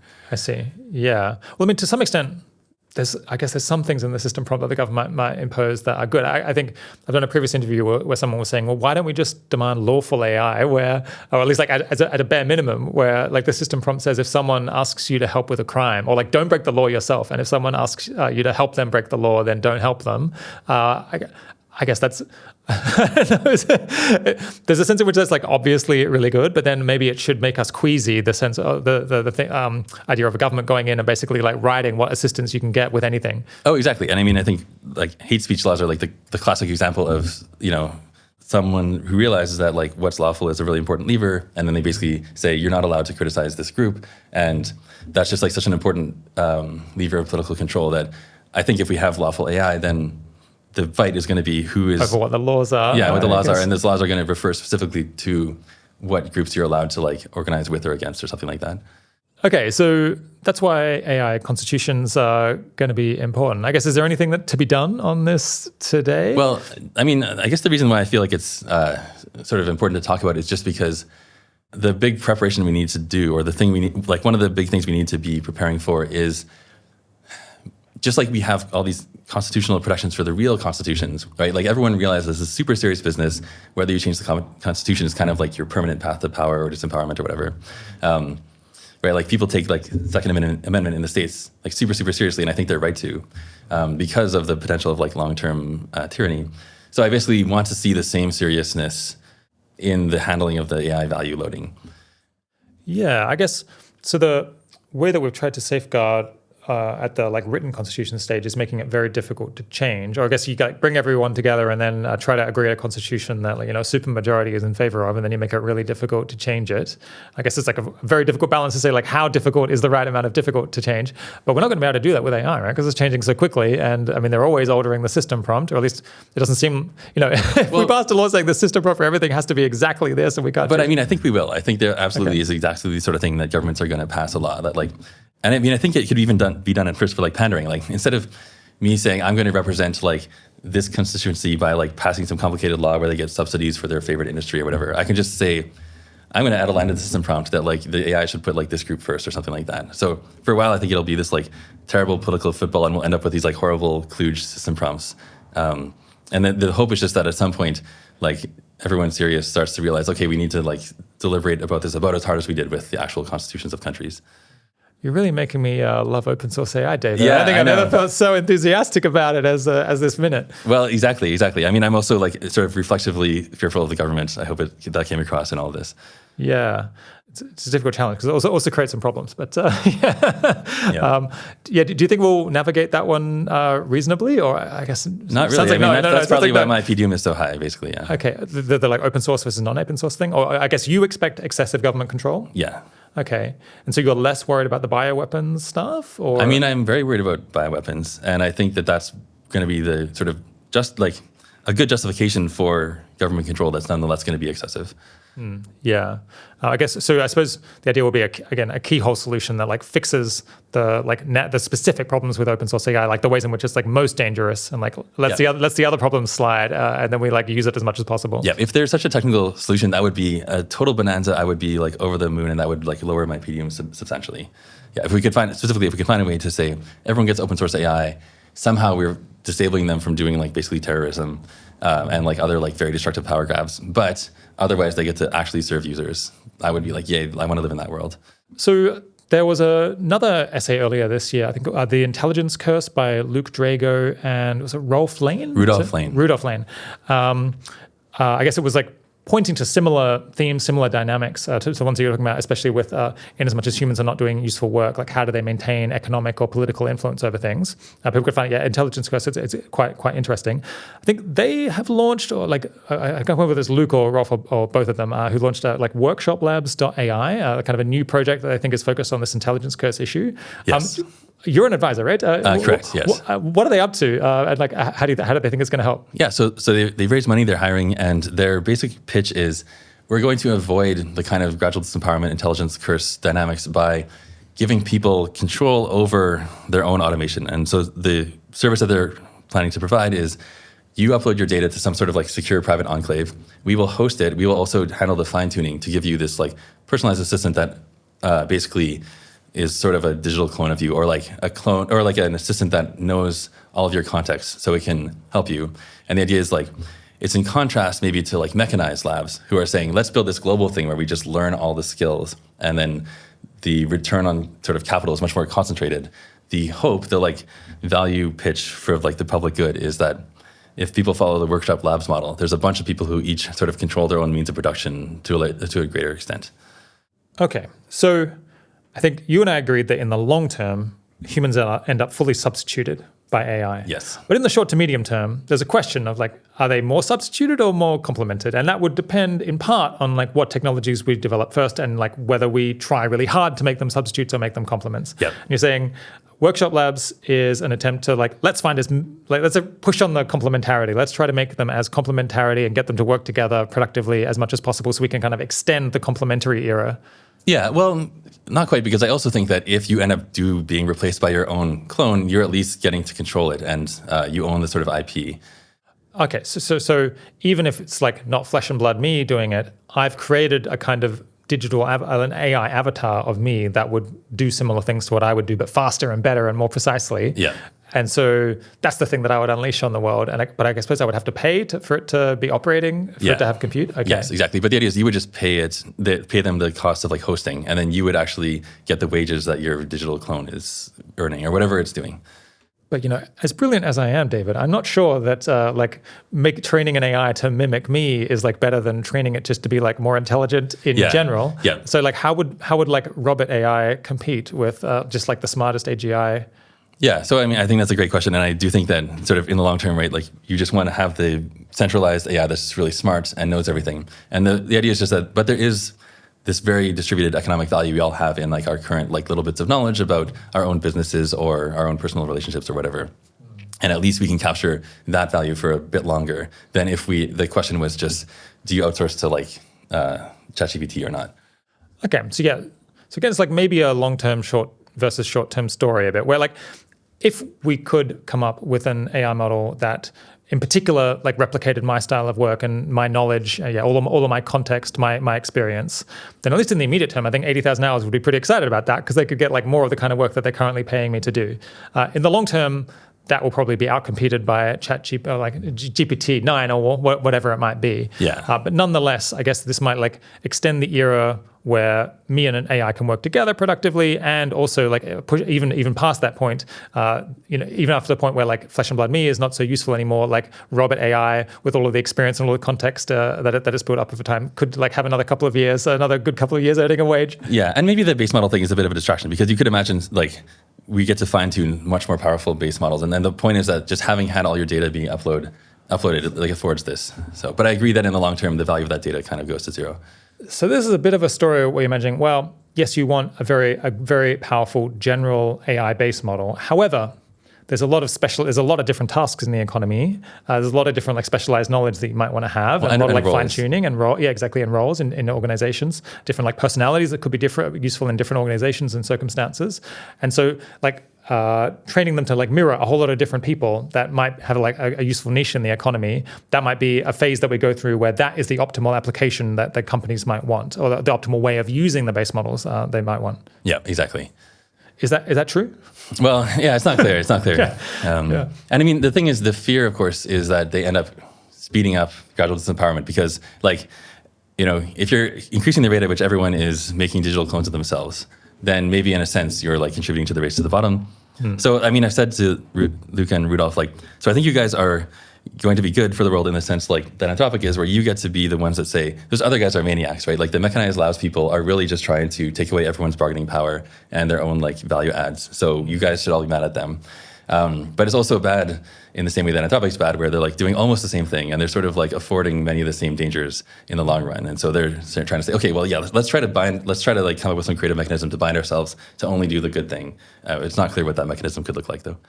Okay, well, I guess that's a slightly mixed pitch, but if people want to learn more, I guess it's like workshoplabs.ai, and I think Luke and Rudolf are probably pretty interested in getting emails from people who would like to have their input or potentially be collaborators or investors or donors. Absolutely, yeah. Yeah, is there any other research that's interesting that you would like to shout out before we finish? Yeah, I guess one of the other things that we're trying to flesh out is the details of, wait, how do we actually lose control if we have the aligned AGIs? And like, I've tried to make this pitch, but obviously we've just started thinking about this. And so actually me and my co-authors have been working with a math scholar, Gideon Fruderman, who's been trying to make a more detailed case of like, here are all the avenues by which we're in a situation where we actually could shut down the AI or like modify it or whatever, but we end up building institutions that don't serve us. And so trying to like flesh that out, I feel like there should be a lot more work in that direction. So I guess many listeners work at AI companies.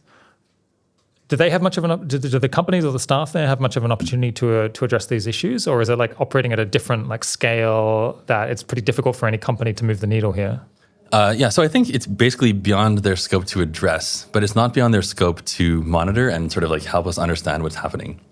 So, I mean, I really like the Anthropic Economic Index, or like where they're trying to say like what jobs are people actually doing and how are these models being used. And I think more of that and like from more companies and more expansive is going to actually help people understand what's happening and just these dynamics a little bit better. I will say that like all the people that I talk to, in general, people are like sympathetic to this. I mean, some people are kind of a bit head in the sand or dismissive, but I think a lot of people there are just like, oh yeah, that's a huge problem. It's not really clear how a single company can deal with it. And they end up doing this thing where like the RSP addresses or like the whatever safety commitments address these like very acute catastrophic risks. And then there's just a whole bunch of slower, sort of more systemic ways that things goes wrong that it's not clear what, like, if everyone's getting like AI girlfriends and boyfriends, like how are they supposed to address that, right? It's clearly just not within their scope. I think some people's reaction to this is, why do you think that we're like humanity or like these like our countries are so stupid that they would kind of sleepwalk? Like this would begin to happen. It's like developing over time. It's a gradual thing that's happening over years. Wouldn't we like take more decisive action to prevent it? I guess part of your story is that all of these things like interlock. So it's like people are they're becoming like a bit enfeebled. They're becoming like poor relative to other entities. They're like losing their political influence potentially. They're just like, they're not as culturally influential either because, frankly, their like output is not. The podcasts that they're making are just like not at the cutting edge anymore. Is there more to say to it than that? Sure. I mean, I think the best example of this is just all of the AI lab leaders being convinced by this story that like, oh, this is an existential risk, and question mark, and now I need to join the race and build my own AI lab just to even matter, right? And also, I think a lot of people ask like, okay, in the future, why are the oligarchs not coordinating? And it's like, well, in particular, like the reason that XAI and OpenAI and Anthropic all exist is because these particular oligarchs actually failed to get along on exactly this topic. Yeah, they dislike one another on a personal level. On top of everything else. Yeah, I mean, well, I don't know what their relationships are in much detail, but I guess I'll just say like these are the exact people that we were hoping will coordinate on exactly this issue, and they are failing to do so right now. So, how about just not building AGI or delaying the day that we build AGI as an approach to handling all this, like waiting until we've done a whole lot more work to figure out how to avoid gradual disempowerment, among other problems. Yeah, I mean, we've thought a lot about this, and like my co-author David Kruger wears T-shirts at like NeurIPS that say like just don't build AGI and gives out stickers and stuff like that. And I think people under-discuss this possibility because it's not very fun. It's very wealth-destroying. You're not sort of part of the cool kids club if you're not building. And I'm one of these people that just loves to build, right? I told you, we mentioned this project on LLM forecasting, for instance. But anyway, I think lately we've all agreed that we should make a habit of saying, like, this actually if we could all coordinate to delay building much more powerful superhuman systems, that would be a good thing. And I think the realistic way this would go is that this would end up consolidating most of the private efforts into like some government programs, which, again, I fear the government, and I think this is very scary for a number of reasons, but it's, I think, probably still barely on the margin a positive development. So I don't think it's very feasible, but I want to mention in the Kickstarter spirit, like if everyone else agrees, I would also think this is a good effort to support. Okay, so it sounds like there was two arguments. One is it's not realistically going to happen. The companies are not going to all come together. I'd agree not to build AGI or even really to slow it down very much. So it's not a big focus just because of its unlikeliness. But even if they did, potentially they're just opening the field for the government to run an AGI superintelligence program and develop its own government-aligned AGI first, which is like perhaps not even any better. Yeah, exactly. And like basically harder to recover from if it ends up being captured by someone who like doesn't care about like various forms of safety or like the public good or something like that. Yeah.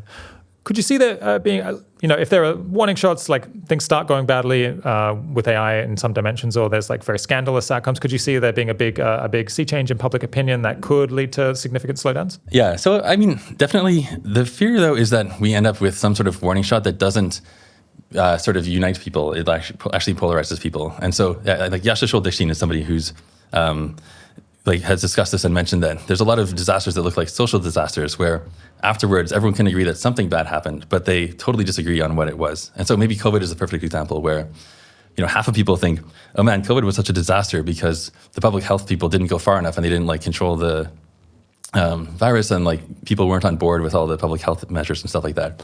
And half of people think COVID was a disaster because public health totally overreacted and the government had all these like authoritarian, pointless crackdowns that were so destructive.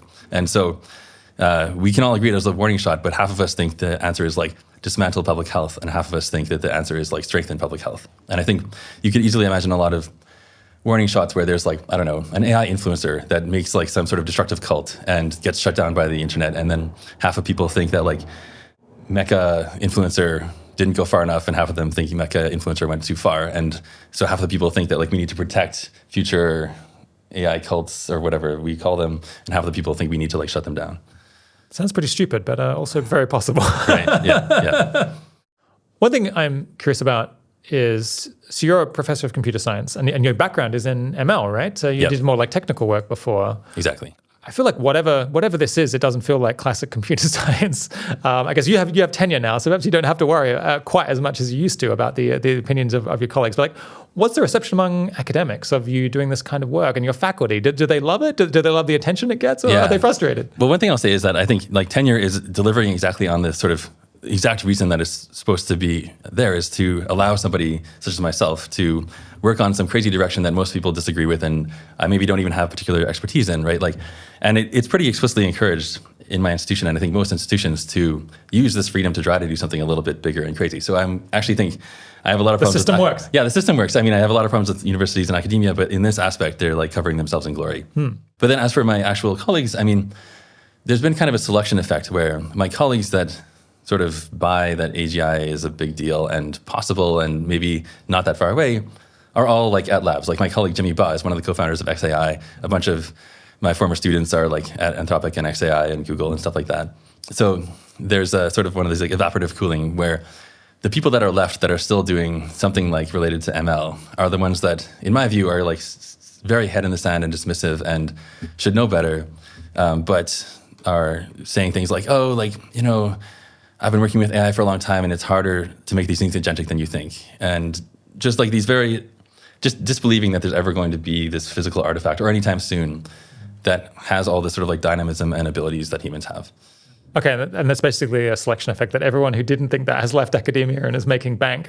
Maybe. I mean, the thing is that I also hear this from other people or other like colleagues in other faculties, like philosophy or stats or economics. Like I think just in general, for some reason, most academics I think like, but how could it ever do my job? And I think I also hear this from regular people. I think it's a very common reaction.